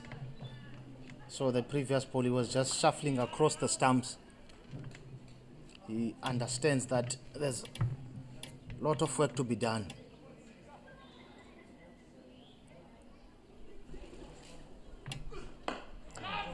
It's always the worst feeling as a bowler to be driven down the ground or even through the covers. The great Sir Curtly Ambrose used to say he hates being driven, rather. He used to say he hates being driven. If a batsman wants to drive, he should go buy a car. But you can't put it there and then you expect the batsman not to drive. Setwa. Top edge. Bounces once, twice, 4 runs. Fortuitous. A fortuitous 4 for the Northern Cape Heat. And finally, Liam Doherty is able to get his first boundary of the innings. And the Eastern Cape Inyati fielders asking whether Thando Ntini was expecting that delivery. It seemed as if he reacted later than he was supposed to. Most of these Division 1 players will tell you that the scorers are not taking photos. They won't write it came out of the edge. It still counts. Very well bowled and very well played, and that's how we end the over. Alindile Mhletywa's first over goes for 10 runs, 16 of the first 3. So far, the Northern Cape Heat in a slightly better position than the Eastern Cape Inyati were after 3 overs. Inyati had already lost their captain, their talisman, Nathan Rue, and their score was 17 after 3. But I don't think it will bother them that much, because if you're looking at what is required, 169 of 102 balls, it still gives them an edge, the home team. It is interesting though to see that Hardis Kutsia is carrying on bowling from a Buffalo Park Drive end, something we haven't seen from the Inyati so far this season.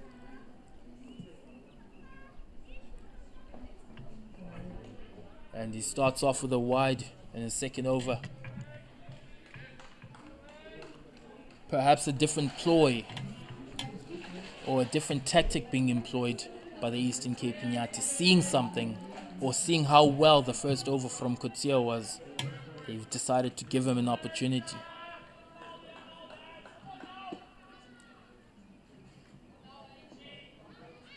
Or it could also be that they don't want to be predictable. That's a brilliant shot. No chance for Jason Neiman on the short cover boundary. At short cover, rather. Yeah, I would say that was the shot of the day. Great shot through the covers. 4 runs. He will do that all day. Pitched a bit too full from Hardiskutia, and it hasn't been a good first 2 balls of this over.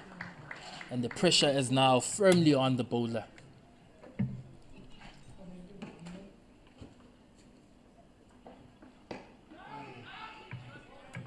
Great comeback. I will see towards the end of his innings, those dot balls will come into play. They will create some pressure towards the back end of the innings.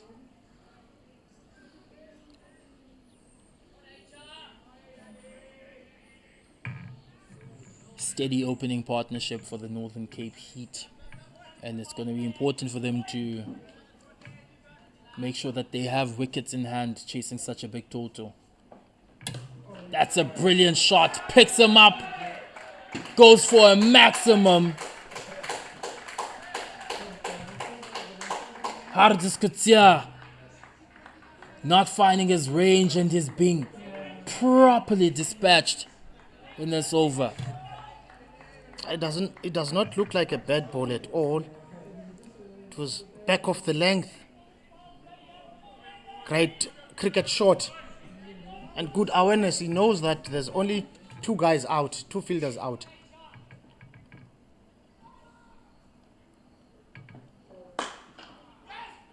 Takes on the fielder, Tanondini.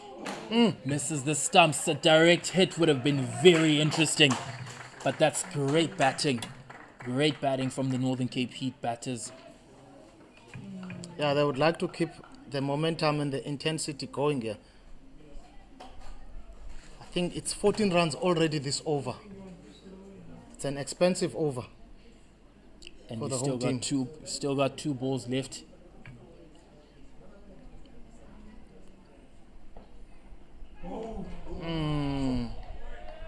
No foot movement. Just slashes the bat. Another instance in this game of a batter trying to make room for himself so he can play on the offside where there is no cover on the boundary. We saw for the Eastern Cape Inyati that ploy didn't work, and they actually lost 2 wickets because of that.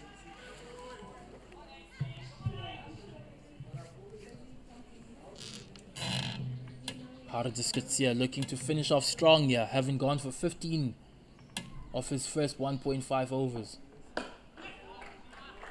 So very good batting to keep themselves well on track in this run chase. The score is 29 for no wicket lost after 4 overs. It's a very ideal start for the Northern Cape Heat. Yeah, they just need to keep going. Keep their heads up. That intensity. They need to make sure that they utilize the power play very well. Don't lose a wicket. Try at least to have around 45 runs by the end of the first power play without any wicket down. That would at least guarantee them a good chase on this target. As we see Ndini coming back, and earlier on we saw his dad. He came in just to support, and wherever he goes, we'd always ask, how did Ndoda play? So I must now and then send him the bowling figures. It's a very good shot. Makes the adjustment, but it's great fielding. Great fielding on the square leg boundary. He saved a surefire 4 there. Michael Copeland. Vian Ruthven rather. Has been kept very busy on that square leg boundary. Ball was not bad by Tandondini. Just that the batsman took it way outside off stump, hitting it to the onside.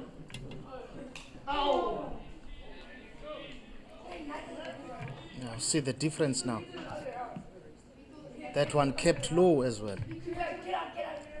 You see how you can understand how the Northern Cape Heat batters struggle with those balls that are outside off stump. and not short or full, like at a good length. Because when they see the field, they expect Tanontino to be bowling as straight as possible. So when the ball is a bit wider, it's hard for them to move their feet. It's better when it's a ball that's full and they can play a brilliant shot just like that. When the ball is full, you can definitely bring your foot forward, front foot forward, and play a shot like that. Yeah, that was there to be hit. Way outside of stump. Then you should think about that line. It was a freebie.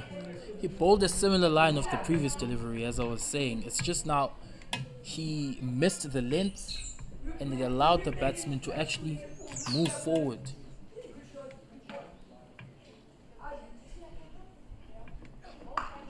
Well played.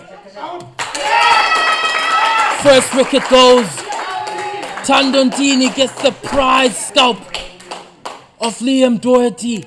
Vian Ruthven takes the scorcher of a catch. That ball was coming at him very, very quickly.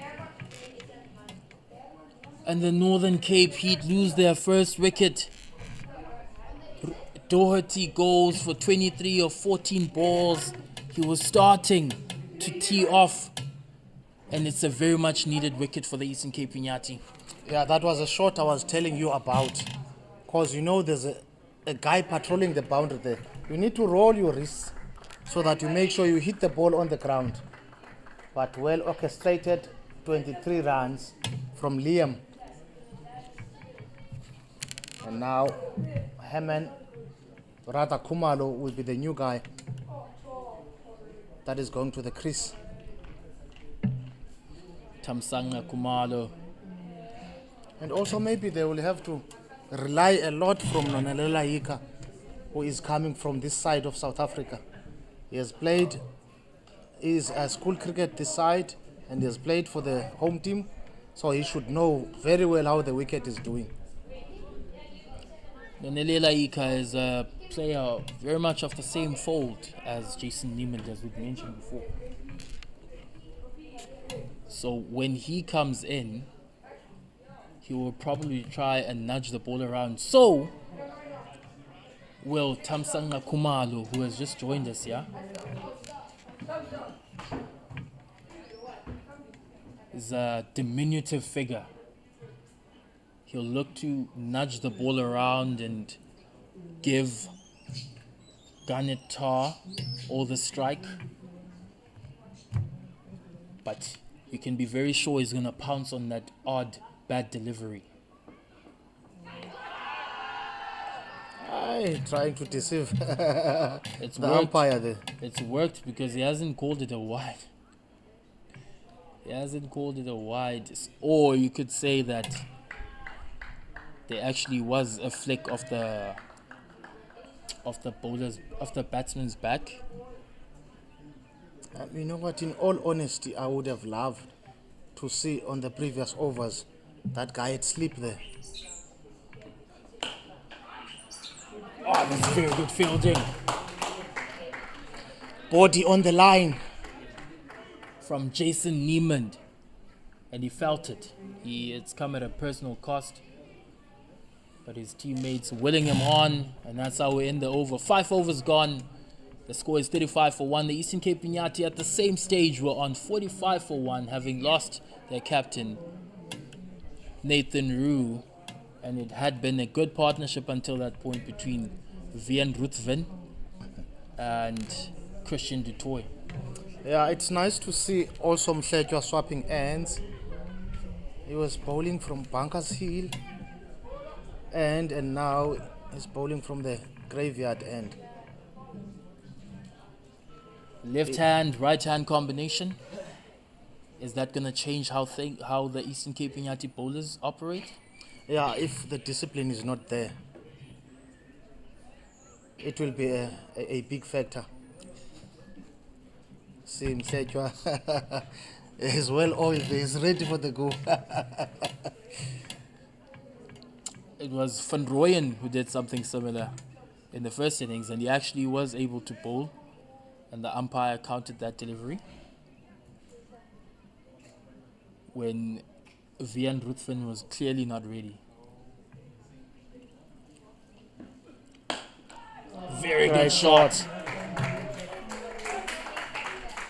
It's a very great shot from Thamsanqa Khumalo. It's the kind of delivery that you want early on in your innings. It's a freebie, and he's able to bisect the two fielders. He's on 5, and Alindile Mhletjwa is going to need to make an early adjustment. That's set right on the middle of the willow. It was lovely to watch. I'm always a big fan of cover drive. It comes nice to the bat, and I also like the sound.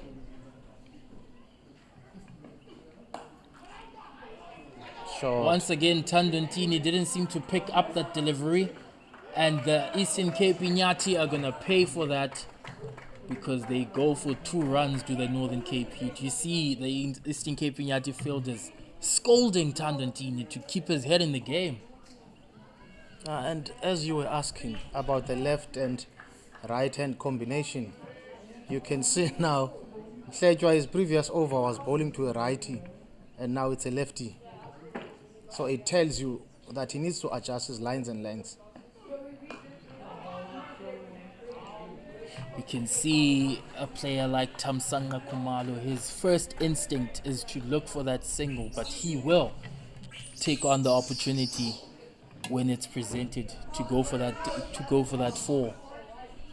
One thing I like about them, they're not here to play. They can't go down without a fight.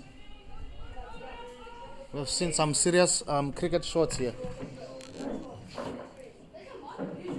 It keeps the Inyati players thinking. Those adjustments as well, like you just mentioned, Sir Jack, he is bowling a bit.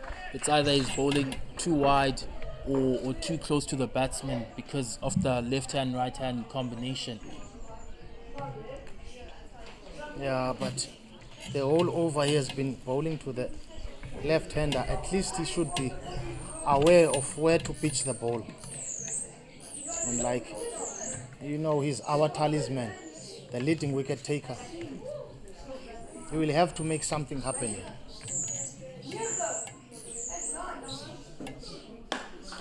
Takes him on. Good fielding from the Eastern Cape Inyati captain Nathan Rue on the mid-off circle. Mid-on rather. Alindile Mhletjwa still looking for that one delivery that's going to put him back on track. His first 11 balls have gone for 17. I think we've got game on here. I'm liking the fight. The visitors are bringing back to Inyati. They're hitting the ball hard. We've got a good game to witness here today. That's a very good ball from Mhletjwa to finish off the power play. 42 runs for 1 wicket after 6. And the Northern Cape Heat, as you said, are well and truly in the game. Yeah, they're not too far off from where the home team were. And their advantage is they've only lost 1 wicket. So I always say the difference from where Inyati were and where the visitors are now, it's a matter of 2-3 shots, 2 boundaries, a 4 and a 6. It brings them back right to the game. So they're not far off from where the Inyati were. Very different tactics being employed by both teams. The Northern Cape Heat used Ruan van Rooyen, their frontline spinner, in the power play. 2 overs in the power play. For the Eastern Cape Inyati, they used Simmers for the power play. Now they are introducing Gaudisa Molefe. Yeah, also Van Rooyen also is a tall oak, so he was doing something different. He's got that bounce. Whereas here now on Molefe, you're gonna get a lot of he will flight the ball. Just try to drag the batsman forward. Let's see how he goes there. First delivery. 6 shots! And he's gone! First ball. There was no pressure at all, but somehow you find out that the batsman felt there was some pressure. Great bowling by Molefe. Aims for the stumps, you can never go wrong. Gaudisa Molefe with an instant impact. And Thamsanqa Khumalo loses his wicket, goes for 8 runs of 8 balls. Was perhaps trying to try something different, understanding that he's not a player who will most likely get the ball to go over the boundary. So he was trying to find gaps. He was trying to spot gaps there, trying to play the ball behind the keeper. If it's not broken, why fix it? Because we witnessed some good cricket shots from him. Cover drives. He's got all the cricket shots. But now this one delivery, it was the very first ball. He was trying to switch and sweep and trying to play across, throwing his wicket away. You could also say it's a soft dismissal. It was needless. It was very much needless, and it puts the Northern Cape Heat in a fresh situation of bother. Gaudisa Molefe will look to continue to carry on with where he has very ably started off, as we see the hulking figure of Ronan Herman coming on. And it's a very similar situation to the one the Eastern Cape Inyati had when they had Vian Ruthven and Christian Dutoy at the crease. Two very bulky figures, very powerful, destructive batters who only know of one way to play. This is the partnership that the Eastern Cape Inyati have to break, and this is the partnership that might win the game for the Northern Cape Heat. Yeah, I would like to see them, the visitors, putting it back to the Eastern Cape Inyati. Yes, we understand that it's new batters on the crease now, but this is where they must lay the foundation and have some solid partnerships that will take this game far. If they bat deep, say up until to the 11th, 15th over, without losing any wicket, there's a lot of distraction that these guys will do. Molefe to Herman. Oh, almost chips it back to him. And it's a very nice matchup for Gaudisa Molefe because he is a left-arm spinner bowling to 2 right-handers. He would have been wary of Thamsanqa Khumalo. That's exactly why he loves the matchup, because as a batsman you have to always try and hit against the spin if you want to take him on, and there's chances of a nick or a top edge. Yeah, that ball was in the air for a little bit, but it was going in between the guys there at the covers. Pierced the gap nicely. And of course, Molefe is trying to slow the game down. He's got a wicket, runs are not coming. It won't be that long before we see some panic now from the visitors.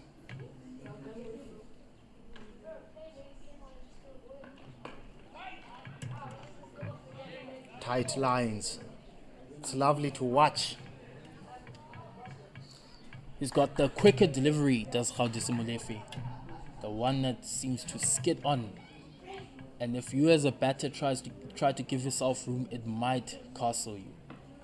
Oh, it's a very good shot, but it's probably going to go for 1 because Vian Ruthven is on form in that square leg boundary. I'm always a fan of bowlers bowling to their fielders. And I must attest once again, the turnover, it's quite good. I see some schoolboys. They also came in numbers, enjoying themselves.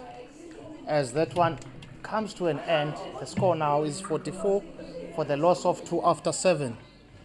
Oh, that's a brilliant over. First up from Gaudisa Molefe. Took a crucial wicket and gone for just 2 runs and puts the pressure firmly back on the Northern Cape Heat. Yeah, so as we see the introduction of Totana, he has bowled very well. He's on the top 5, played a few games and managed to take wickets. great future ahead. The boy from Middledrift, they seem to be churning out cricketers in that region. He's also an old Hudsonian, is he not? Yeah, I think so. Like I was saying before, it has been a good week for Hudson High School. As we saw, there are two boys playing for Proteas last week. Just missed his rhythm there.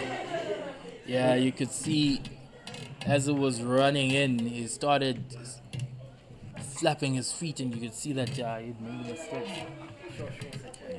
Yeah, it was good to see Ngaba Peter taking field with Qeshile playing for the Proteas, and they've all done exceptionally well. Ngaba Peter taking 3 wickets there, and the majority of those wickets, it was inside edge there. He caught them off his bowling. So I can comfortably say that Hudson Park, they are indeed a hub that is producing players. It's always an interesting one, that Sir Jack, because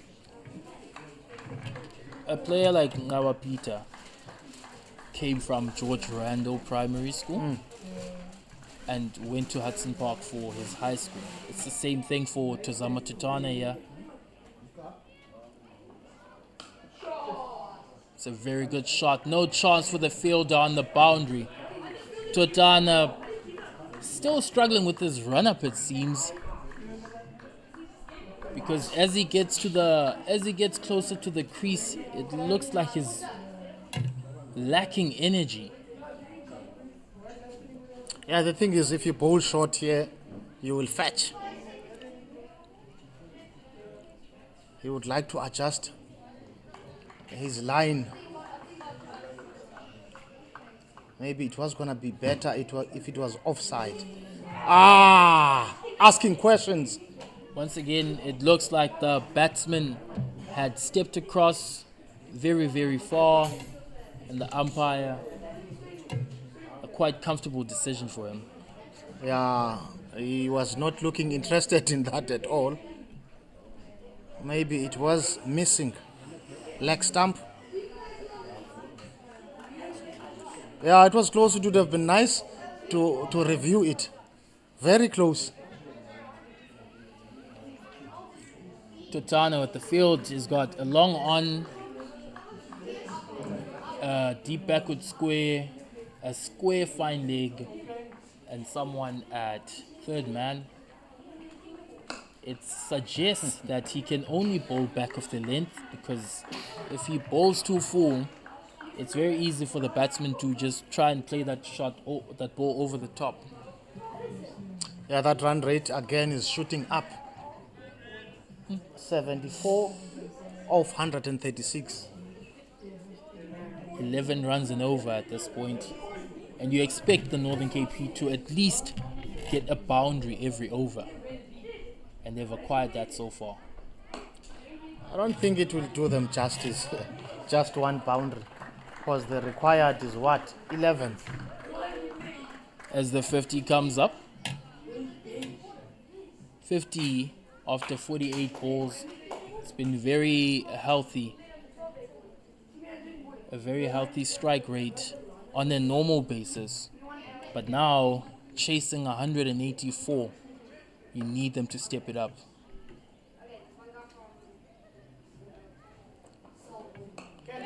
Top edge.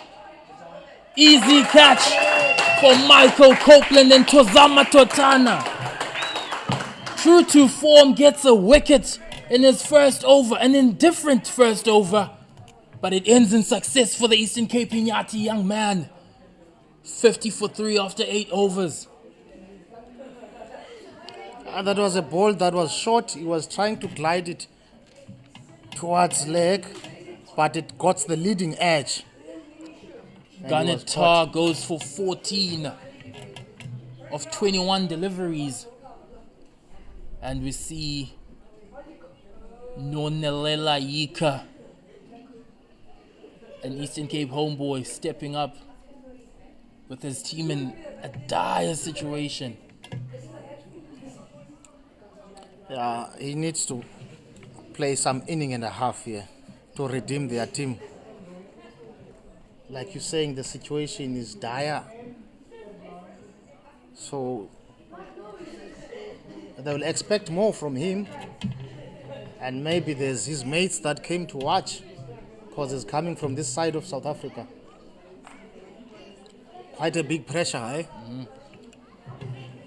Tazama Tutana, his first over went for 6 runs. And you could say that he wasn't looking up to form up until that point. But he has a knack for picking up wickets. And Kgaudisa Molefe can smell the blood now. He'll look to pounce on every opportunity. Yeah, Totana has got 8 wickets now. So he's climbing up those ranks, trying to look for a second run. Wouldn't get it. Nonilela Ika,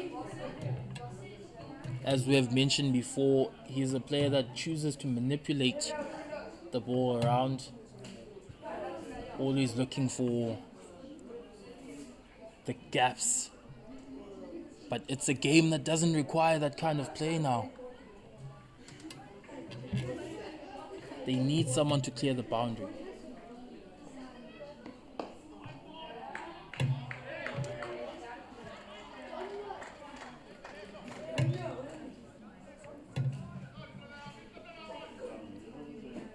Hyped up Eastern Cape Inyati fielders.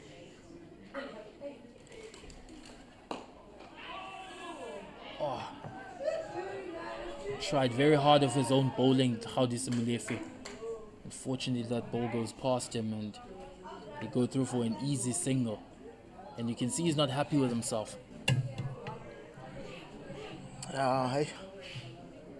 What a game it is. It's not looking nice for the visitors. They need to dig themselves out of this. Molefe is not that man they will target. Once again, an opportunity. It's a nightmare for a right-handed batsman to be facing a left-arm off-spinner. Opportunities like that are always going to come. And it's important that we also talk about the permutations of this game. If the Eastern Cape Inyati have a convincing win here, they're guaranteed a home semi-final. And you can see the energy around the field. Yeah, they should. And also it would be a nice build-up towards the December. And as we know that Buffalo Park will be hosting the ladies. So the fans have been missing cricket and the international games. As that over comes to an end, the score now is 53-9. Things are getting worse and worse now, Kengesi. Run rate required is 12. They will have to shift the gears at some point. Shifting gears offers up opportunities. And as we've seen so far in this competition, with 9 wickets so far, Tazama Tutana takes every opportunity he gets.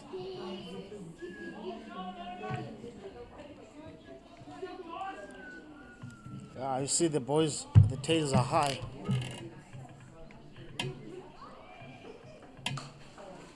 Good bowling. Chance for a run out. You see the pressure is on. They feel that they need to make something happen. Wanting to turn those singles into twos, but it's not happening. The Inyati players are on the money. They're putting their bodies on the line. It's good to see. It will also be good to see when the ball goes to Tandondini. The fielders haven't been happy with him so far.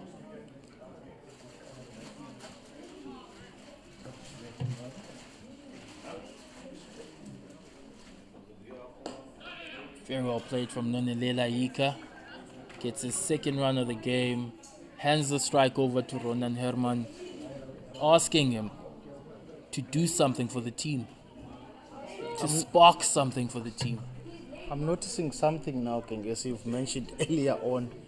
Since Yika and Jason, they from Hudson Park, maybe they were under the same coach. The style of play is very identical. Swing and a miss. That's a good point, Sir Jack. And as we know, the foundation phase of a cricketer is very important. You can adjust yourself as the years go, but how you are, your makeup, your natural game is very much found in the high school level. Tizama Tutana, 3 balls into this over. The pressure is on Ronan Herman. When things are not going for you, things are not going for you. It was nothing ball from Tizama Tutana, and Ronan Herman was quickly onto that, but he finds the one fielder protecting that side. Yeah, you know what? The difference between the Inyati and the Northern Cape Heat is that the home team were cash inning on those deliveries, those short ones. They will fetch it. But here they are struggling to get the ball into the fence. And that's a very good bouncer, and it's got everyone riled up. And you can see Tozama Tutana, his chest is puffed out now. He's well and truly in the game. Yeah, one more wicket. He will equal with Alungile Mhletshwa. And hence they say the bowlers will win new tournaments. They have done exceptionally well. On the top 5 of this competition, their bowlers are there. A change in field. Tandondini comes in from the fine leg boundary onto short fine leg, and Nathan Rue drops back to long off. And that's how we end the over with a single. The score is 56 after 10 overs. 56 for 3. Yeah, you see, the situation is really not looking nice. 56 after 10 overs is not ideal, and not where maybe they would have loved to be. It will take some doing from them. So there's a big difference. Inyati were on 79 for 2. Now the visitors are 56 for 3. It tells you that the game is slightly shifting away from the visitors. As we see Molefe tightening the screws.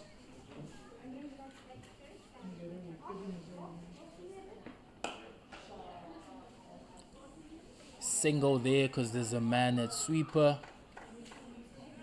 Molefe keeping it very tight. His first 13 balls now have gone for 6 runs. That is incredible. Incredible in a T20 game. But I still feel Herman had options on that ball. Oh, that's very close. The umpire dismisses that straight up. And the Eastern Cape Inyati fielders ably accept that. Nelela Ika trying to play that ball square on the leg side, even though it's turning away from him. Ill-advised. Molefe is asking good questions here, and it doesn't look like the visitors have answers on those questions. See, Molefe to Ika. There's that quicker one that slides down. And more often than not, batters get deceived and that ball crashes into the stumps. All the pressure is on Nonelela Ika. 2 of 5 balls. A couple of dot balls in a row. Dot balls are gold at this situation. Yeah, singles won't make any harm at this point. And I've got a feeling Nathan Rowe will be happy with that. His troops have done exceptionally well for him since he took over. They'll take singles all day, the Eastern Cape Inyati. Finally tries to take him on. Ooh! That was a very good effort from Christian Dutoy. Unfortunately, that ball was always going away from him.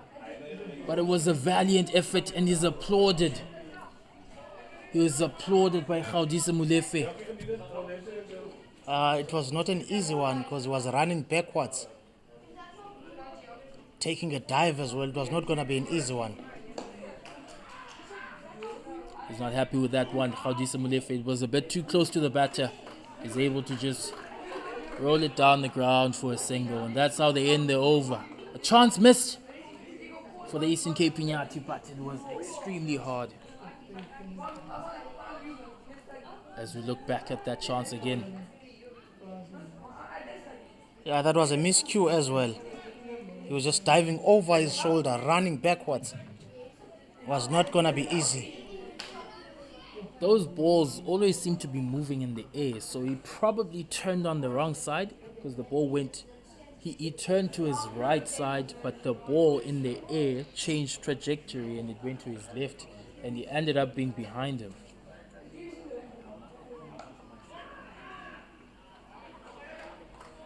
You see Nonelela Ika moving around the crease there, trying to create any sort of opportunity.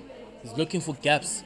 And at the moment, you've got Jason Niemand on the long-on boundary, Alindile Mhlekwa on the square leg boundary, Tandontini on the fine leg boundary, and a third man, and Vian Rukvin on the super boundary on the offside. Takes him on only for a single. Alindile Mhlekwa. The banter's going all around the Eastern Cape Inyati team now. Team's in a good mood. Yeah, I still maintain the visitors need to close that gap down. Only balls left 52 and they are looking for 124.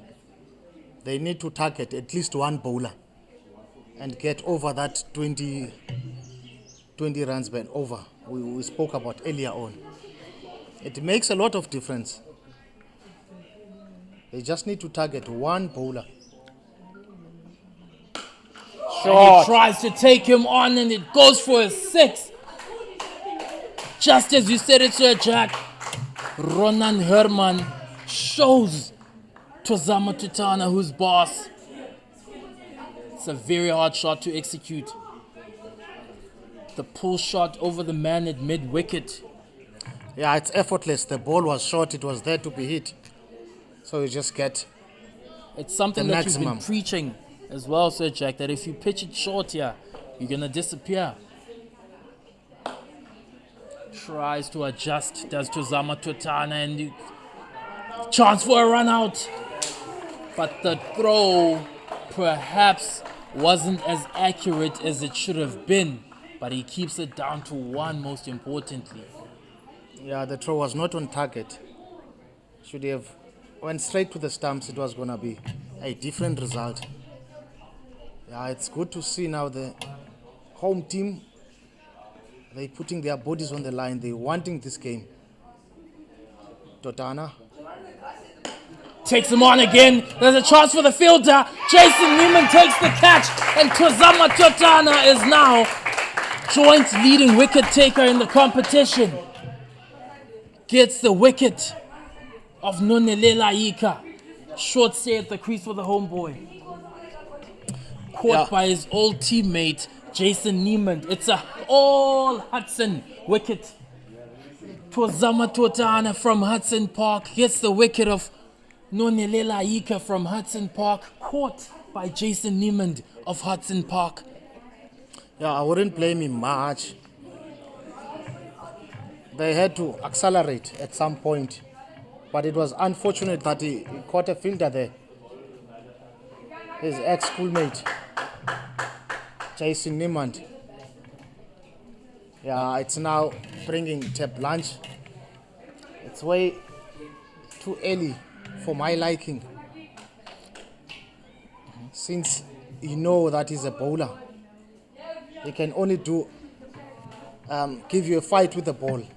Not too sure with his bat, but he would have loved to see his batters going on and taking it the game deep. But unfortunately, Totana is getting those wickets and is joining now the leading wicket taker, Mhletjwa. He's got 9. And there's still some couple of overs to bowl. It's an understandable ploy, Sir Jack, from the Northern Cape Heat. Romano Teblanche can hit a long ball. He's not a recognized batsman, but so is Kagiso Rabada.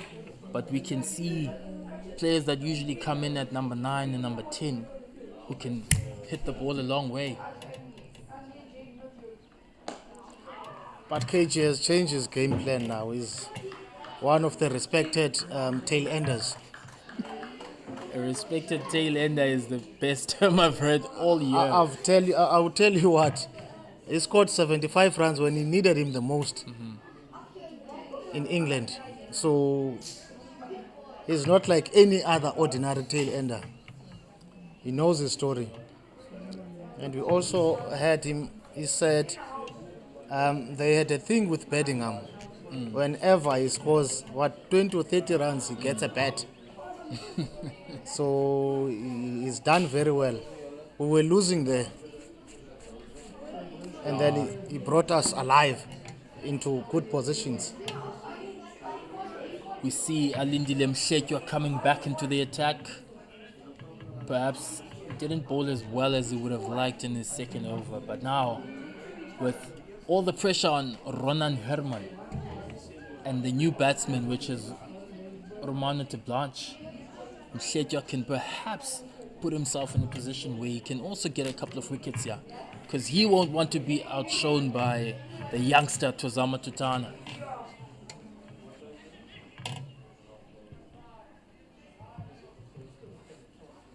Mhletjwa to Herman. Great shot from Herman. Open the face of the blade there. And ably finds a 4, and it's a great start to the over. And all the pressure suddenly is back on Alindile Mhletjwa. Could he be the bowler that they target? Keeping in mind that he was the leading wicket taker at the start of this game. It's not going to be easy.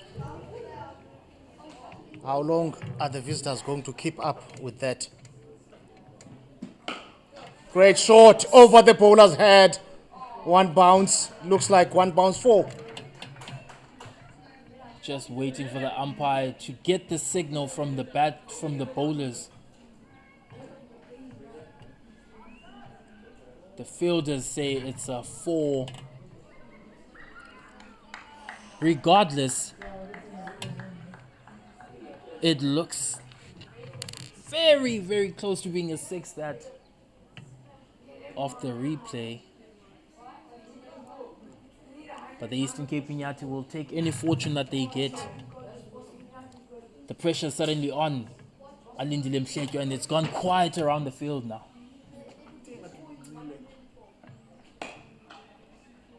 It was also good to see the captain talking to Mhletjwa, because there must be someone that will, when you are losing it a bit, that must come give you a pat on your back. That's a good thing to do, ball by ball. That's what you need to do as a captain. You must talk to your bowlers. Give them the bigger picture. There's a huge gap for Romano Teblanche over the man at mid-wicket. If he can find himself the time to play that shot, it would be very, very lucrative. Very quick call for 2 runs. Thando Ntini is finally in the game with regards to his fielding, and he keeps it down to 1. And you've got Ronan Herman back on strike, and that's what the Northern Cape Heat need. Yeah, I see he's got a plan here. To some, he's bowling around. To some players, he's over. Actually, it's quite good to see that the bowler is thinking. Kgaudi Molefe crosses over to point. There's a chance for a catch. And he takes it! Jason Neiman once again. Alindile Msheke wrestles back the number one spot on the wicket takers list. Very good fielding from the Eastern Cape Inyati veteran Jason Neiman, and Ronan Herman loses his wicket. And perhaps the Northern Cape Heat lose the game. The shot was on, but it was directed to a player. Herman loses his wicket, 24 runs. He was coming on nicely. That is one thing the visitors they wouldn't want to see. It looks like now the game is just moving away from them. Yeah, the two batsmen in now have to take chances, they have to take risks, and with the risks, there could be a reward for the batting team, but the most likely situation is that the Eastern Cape Inyati are going to get the wickets. The most important thing for the Inyati is that the bowlers, when they've gone for runs, they come back and take wickets. What can save the visitors now? That's a big question. A blind off an innings from Ruan van Rooyen, which didn't happen from your top order and expected to happen here at the back end. It's always an interesting one.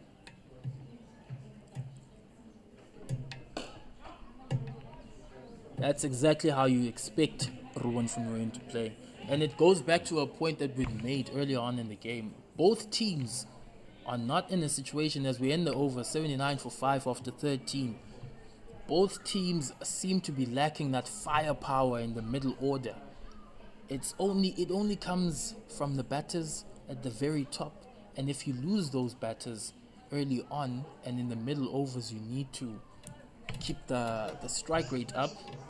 You find yourself in a dire situation as they do now.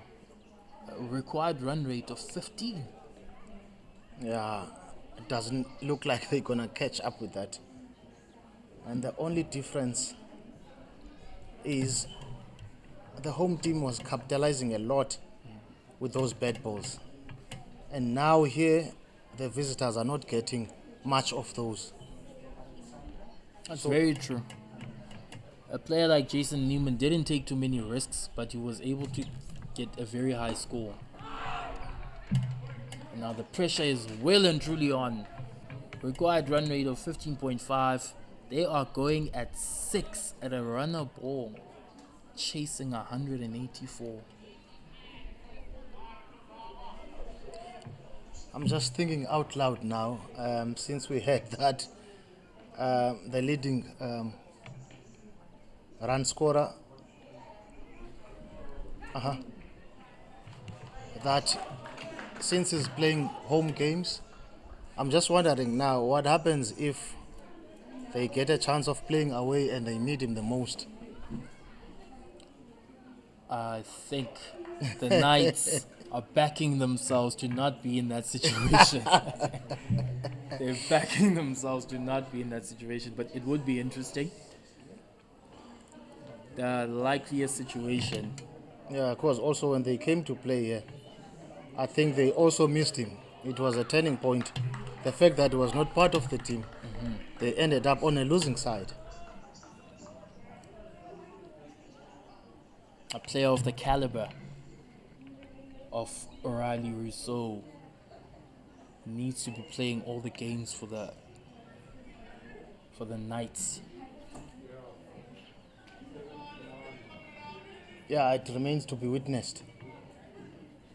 3 dot balls, more pressure. Ball didn't carry to the fielder there at mid-wicket. Totana is on the money. if my memory serves me well, if he gets a maiden here, it will be the first of the game. Hasn't happened. True.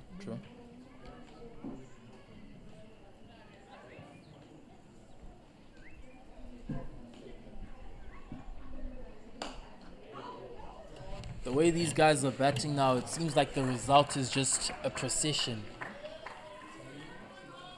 There's no fight, there's no urgency to how they're employing themselves. And it's... Yeah, also it will be a good test for Mduduzi, their head coach. As we know, he's coming from the Dolphins. He was an assistant there. So now, end of the 14th, and the score now is 80 for 5. And that is spell for Tozama Totana. He only gave away 1 run on the last over. Great spell. 4 overs, 18 runs, 2 wickets. Joel Garner, they call him around these parts of the world, due to his resemblance to the West Indies great. Tozama Tutana is a gem for the Eastern Cape Inyati, another find from the border region. You All guys the way are from talking Middle about Drift. legends. Have you seen Ghana? I've never seen him Joel play, Garner. actually. No, I'm too young for that, Sir Jack. But I'm listening. I'm fortunate enough to have the relic called YouTube. The relic hunter called YouTube.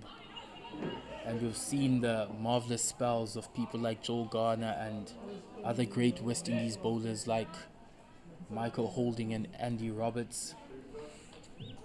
My time came just at the end of Sir Curtly Ambrose's time, and just as the West Indies were starting to lose their grip on the domination of world cricket. Yeah, I will not dwell much on that. I don't want to expose our ages. But one thing I can pick up from what you're saying now, the West Indians are not in good space currently, cricket-wise. They've been to, for example, we just had the Ladies World Cup now. And they were not part of the team. So some of their fans, they are not happy. That is a very big cricketing country. And with lots of facilities and players, all those islands there. But they can't have a team that is outstanding, dominating the world cricket currently. Yeah, it's a sad situation for world cricket, really, because when the West Indies thrive, everything in cricket seems to be going well because they're a very exciting team. They're a very exciting team. What's also exciting for the Eastern Cape Inyati is that they are well and truly in the driving seat. And someone needs to take the game on, yeah. But it's just another single from Ruan van Rooyen. And 1 ball left of Gaudisa Molefe's spell. He's gone for 13 runs so far. Let's see how he finishes it off.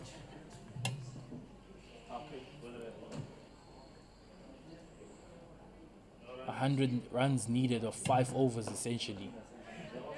Yeah, no, these are just formalities. I do not think that happening at all. Gaudisa Molefe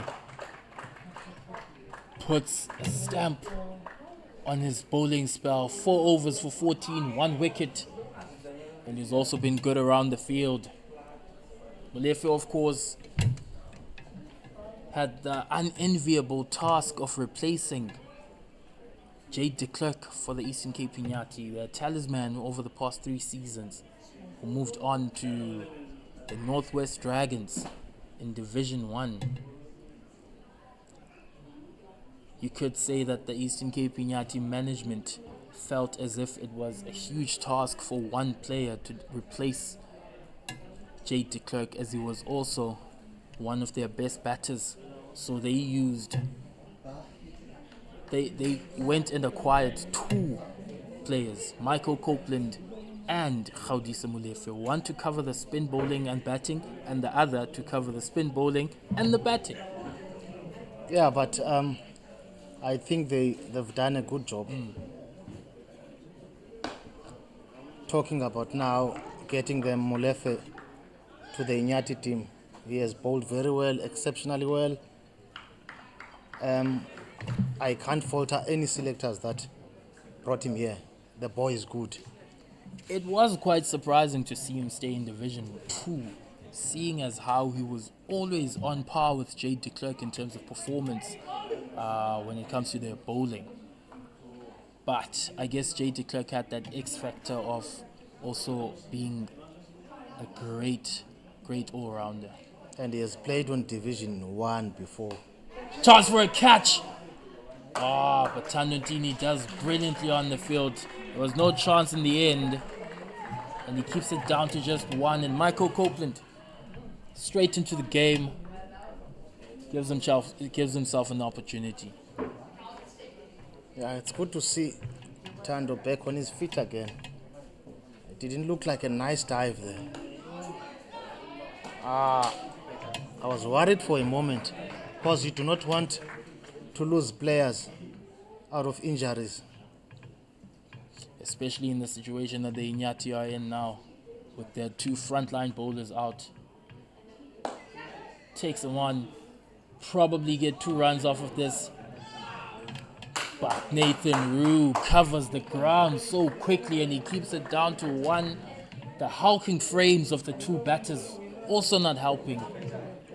It's hard for them to do quick singles or a quick 2. Yeah, it's more like a dead rubber now. I don't see any different result rather than the one we're anticipating that the home team will win. But now the question I have, was it the right decision by the visitors to bowl first since they won the toss? Got him! Copeland gets his first wicket. You can't go wrong from bowling wicket to wicket. Another one bites the dust. Yeah, it's a procession now for the Eastern Cape Inyati. Playing all around that is Romano to Blanche, and he deflects off of his body onto the stumps. And he goes for 5 runs of 9 balls. It's well and truly done now. The Northern Cape Heat, they put up a fight in the first 6 overs of this innings. But the Eastern Cape Inyati, smelling the blood, looking for a bonus point win to secure that home ground advantage for the semi-finals.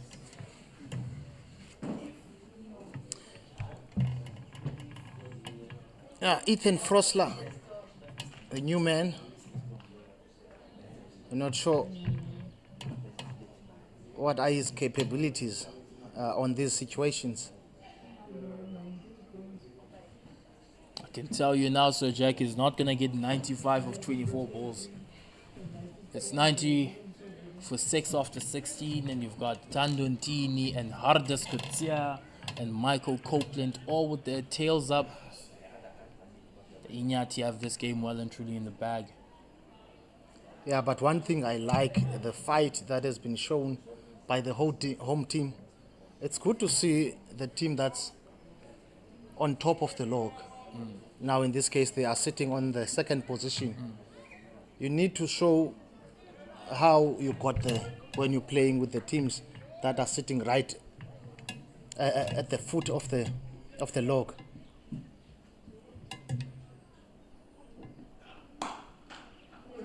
Smashes that ball down the ground, but goes straight to the man on the long on boundary. Yeah, that's a very good point, and especially when it comes to the Eastern Cape Inyati, it's a team that has been accused in previous seasons of not being ruthless enough, of not taking advantage of the situations that they've put themselves in.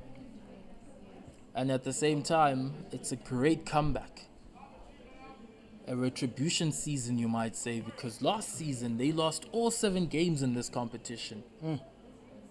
And now they're sitting on 6 games, potentially 5 wins. Yeah, also the signings that were made off-season coming into this competition. Now, if you look at it now, it's a good transition. Like seeing them sharing a trophy, the ODI, and then coming to play good cricket like this they're displaying now. Couldn't get hold of that one. He's trying to get underneath it. It's good running from Van Ryn. It's nice to see that there's still some fight left. 26 required, the run rate. Maybe it's not something they're worried about currently because they see where the game is going.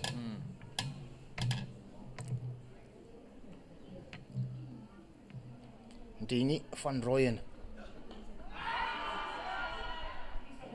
Going down leg, says the umpire.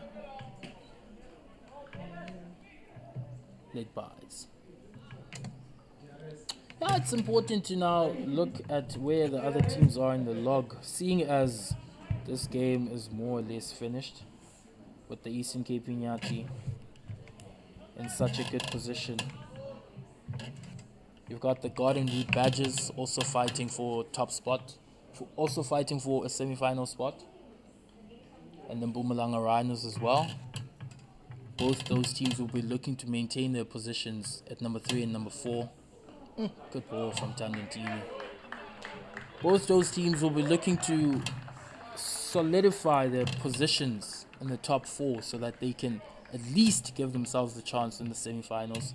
Yes, they won't be playing at home, but it's a knockout game and anyone can take it.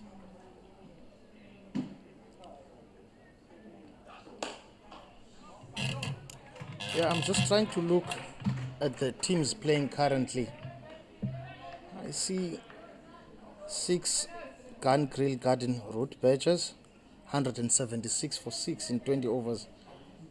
Now, 15.3. The Eastern Storm is 131 for 4. As the over comes to an end, and also Mpumalanga, the Rhinos were bowled out for 123. The Impalas now are trying to chase that down. After 10 overs, the score is 52 for 3. Still doable. Yeah, but the Rhinos are putting up a fight. As we see Hardas Kutsia come back, his first 2 overs went as good as he would have liked, but having seen the other bowlers doing so well, you expect him to do something here for the Eastern Cape Inyati. 3 more overs.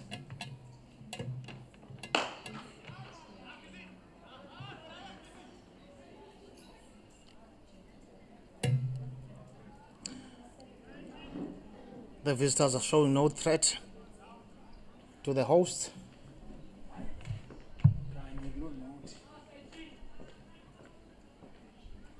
It's good to see the intensity the home team is bringing to the game.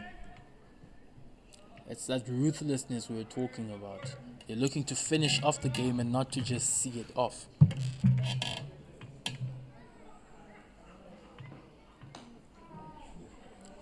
He's trying to line the bowler, but couldn't get hold of the ball.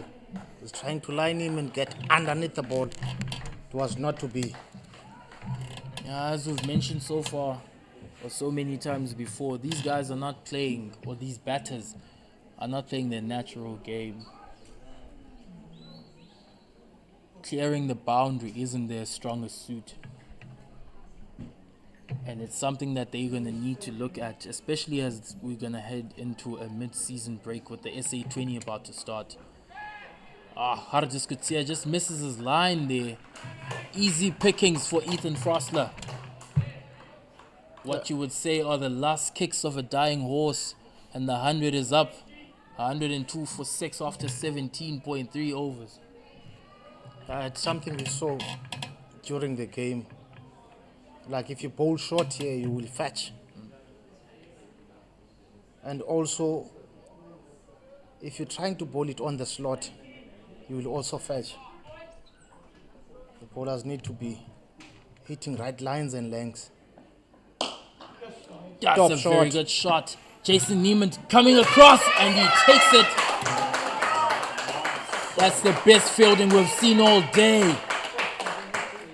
That is international level from Jason Neiman. Saved a surefire 4 after a brilliant shot from Ethan Frostler. Yeah, it's good to see the momentum the team is bringing into the game. Jason put his body on the line there. It was one hand stop.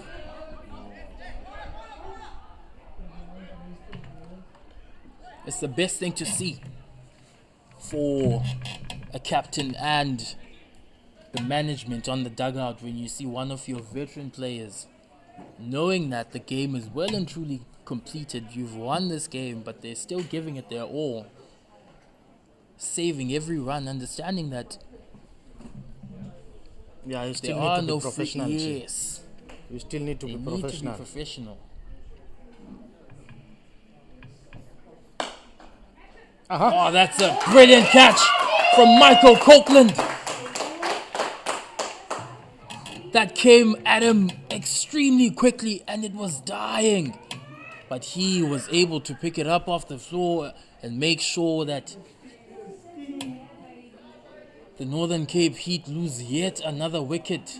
And Harjus Kutsia finally gets in on the act. He was the only bowler so far without a wicket. There was a low full toss. Went straight into Copeland's hands. Safe hands of Copeland to dismiss Van Rooyen. It's good to see the boys, the spirit and the resilience they're showing here. And that was the end of an over. And you would now want to believe that mathematically it's out completely. 80 runs of 12 balls. And that suggests that they need 40, the required run rate in those 2 overs. Mathematically and cricket-wise, it's out. Because they can only get 36 and over. Maximum. 6s. Maybe with a no ball. 37. Still, it's not happening. And I love that the Eastern Cape Inyati, it's something to appreciate, that the Eastern Cape Inyati bowlers here, of these last 4 overs, over number 17, 18, and you expect 19 and 20 as well. They've been bowling normally like it's the death overs. They're all trying to... And Tanyantini has a chance at another wicket. It's a good catch taken by Harjus Kutsia. Ethan Frostler quickly following on his mate, Rowan van Rooyen. The horse is well and truly dead. The Northern Cape Heat succumb under the pressure. The Eastern Cape Inyati are giving it horns. That was a good catch. Set for a longest time on the air. But it fell on safe hands. Tandondini is getting his 2nd wicket. Sepontuli on his way on.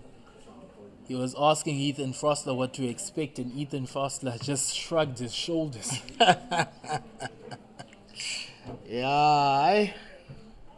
Things aren't looking good, And also, it's this stage of the innings. What more can you do as a bowler? You had your top order; they couldn't deliver. And also, I'll keep on asking this question again and again. That was it the wisest decision by the visitors to bat first? And I also said I also think that the home team was also 40 runs over the par target here. Good shot from Tsepo Ntuli, but straight to the man at cover, Michael Copeland. Can't keep him out of the game. It's a difficult one, Sir Jack, because they're not using the strip that they've used for the previous games here at Buffalo Park. It's a fresh strip. So no one was really sure what to expect. But you did say that there were a few cracks, and you would expect the cracks to worsen as the game goes. So it would probably have been a better idea or a better decision to bat first. Yeah, while the pitch is still nice and hard, ball is coming nice to the bat. And then second innings, you use your spin bowlers. Tsepo Ntuli is an experienced campaigner. He will do the job for you. If he does not get wickets, he will just contain the runs. It's great bowling from Tandantini. He's sticking to the execution that's needed. And he's got one ball left in the spell. He's gone for 14 runs. 2 balls left rather. He's gone for 14 runs. In the block hole almost every delivery.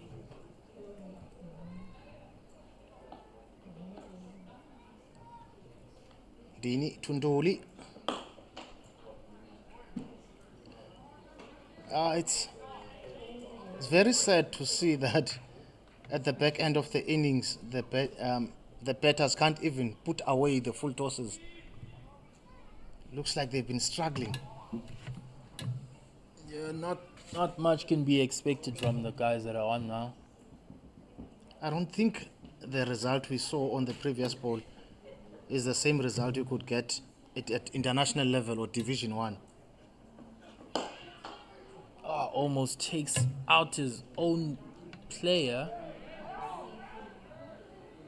And once again, the banter keeps going on with the Eastern Cape Inyati fielders. Whenever someone makes a small mistake, you can see that the camaraderie between these guys is next level. I'm liking how the social networks are keeping us updated. I know the fines meeting is the big issue for the home team. I can't wait after a good win like this.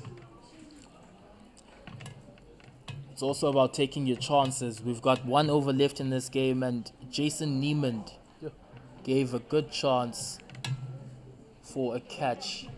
And the required is 76. And you can look at where Jason Niemand got after he was dropped. So you need to take your chances in T20s. The very best batsmen don't need more than one chance to punish you. Once again, very good ball from Hartis Kutsia. Low full toss, it's not easy to get away, especially if it's a tail ender. Yeah, you see, when he was playing, he was trying to crouch and make sure he reaches the ball. But it's not easy. Now maybe they will have to go back to the drawing board. There's still lots of cricket to be played if they're out of this competition. You still have red ball cricket to play.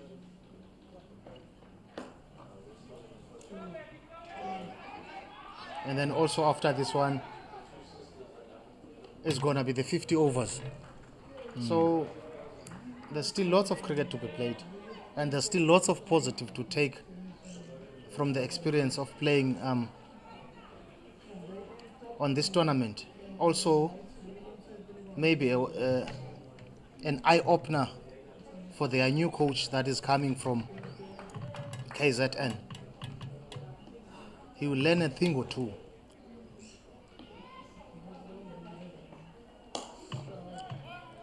You can see that Tsepo Ntuli has a game about him when it comes to his batting. He can play, it's just the situation doesn't require that kind of play now. Of course, the game is well and truly finished, but even earlier on, there are too many players that were touch players instead of destructive players. And also, the Eastern Cape Inyati can commiserate with the Northern Cape Heat, having lost all their games last season. The Northern Cape Heat haven't won as well this season. Slower ball, but it was picked by Van Rooyen. Only goes for a single. That's the name of the game, Gengesi. You win some, you lose some. And it happens to the best players. That's the name of the game.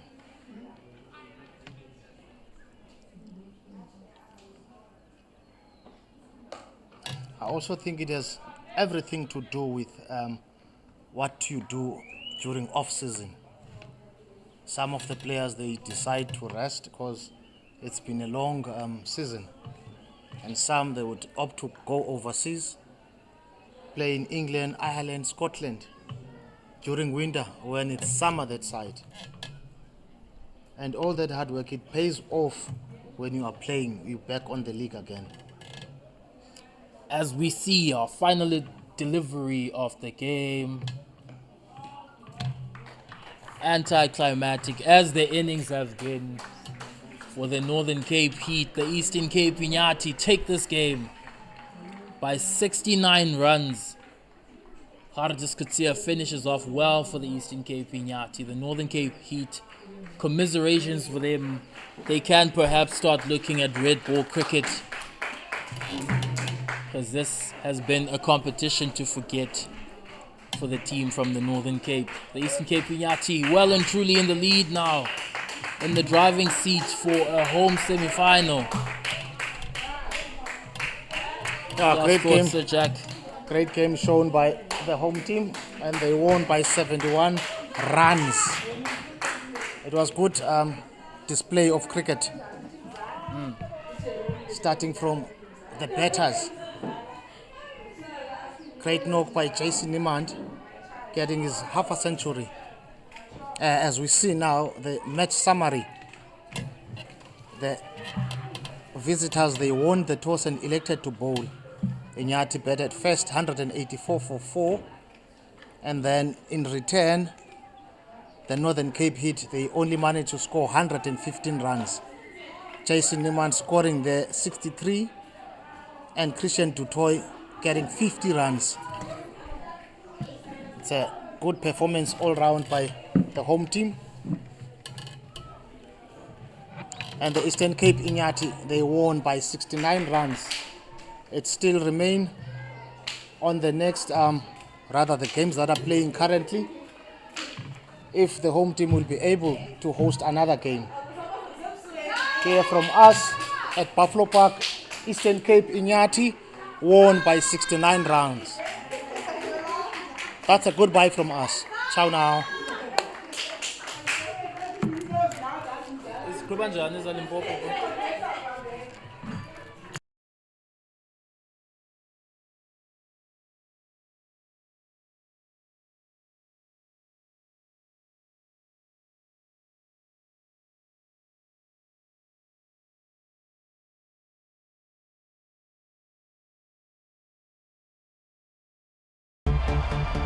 Lights. The stage is set. Camera. The shortest format, the biggest role. Action. Lovely shot. Oh, bullseye. It's taken. Izano Bukela Amanina Ishala Ikakamba. And remember, entry is free. The Hollywood Bets Pro Series from 4 October to 15 March. Remember those blissful long summer days? Bright smoke drifting across the stands. The hiss on the grass banks. And the thrill of getting your hero's autograph? Remember when we came together for more than just cricket? For the rivalries, the banter, and for those moments that brought us all to our feet. Sensational catch. Right out of the stadium. What a shot that is. Remember that feeling? It's back. Every team, every format, from the fire of the T20 Challenge to the battles of the One Day Cup. the intrigue of the 4-day series, and the brilliance of the Hollywood Bets Pro Series. Boulder! This season, it's time to make new memories. Book your ticket to the best of South African domestic action. Head to cricket.co.za for all the details. With hometown pride on the line. Uzanawe. So tell me, these Proteas, are they talented? Yeah. Fierce. Yeah. Dynamic. Yeah. Do they have the passion? That is an outstanding catch. Yeah. Is ambition a part of this team? Yeah. Do they look unstoppable? Yeah. Unbreakable? Yeah. Unafraid? Yeah. Will they win the Cricket World Cup? Absolute class from Laura Volsbach. Oh, that's out of here. Oh, just like that. This is thrilling. It's a This is unbelievable. This is fantasy cricket. Join the charge. Support the Proteas women on their journey to World Cup glory.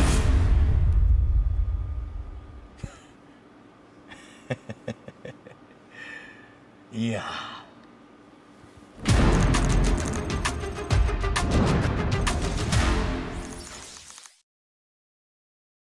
Hi, my name is Dominic Hendricks and I am the captain of the DP World Lions Red Ball team.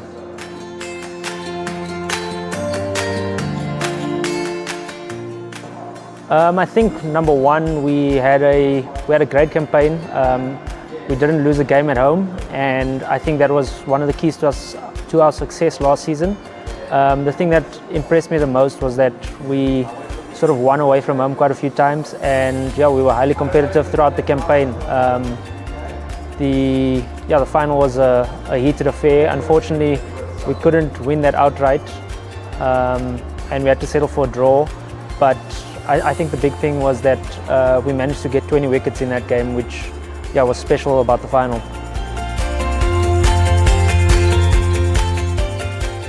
To me personally, it's a massive honour. Number one, I think we've done some good things over the last couple of years in terms of our team and our environment, making sure that our culture is really good. So yeah, again, looking forward to another successful season, and hopefully the boys can start the campaign off really well.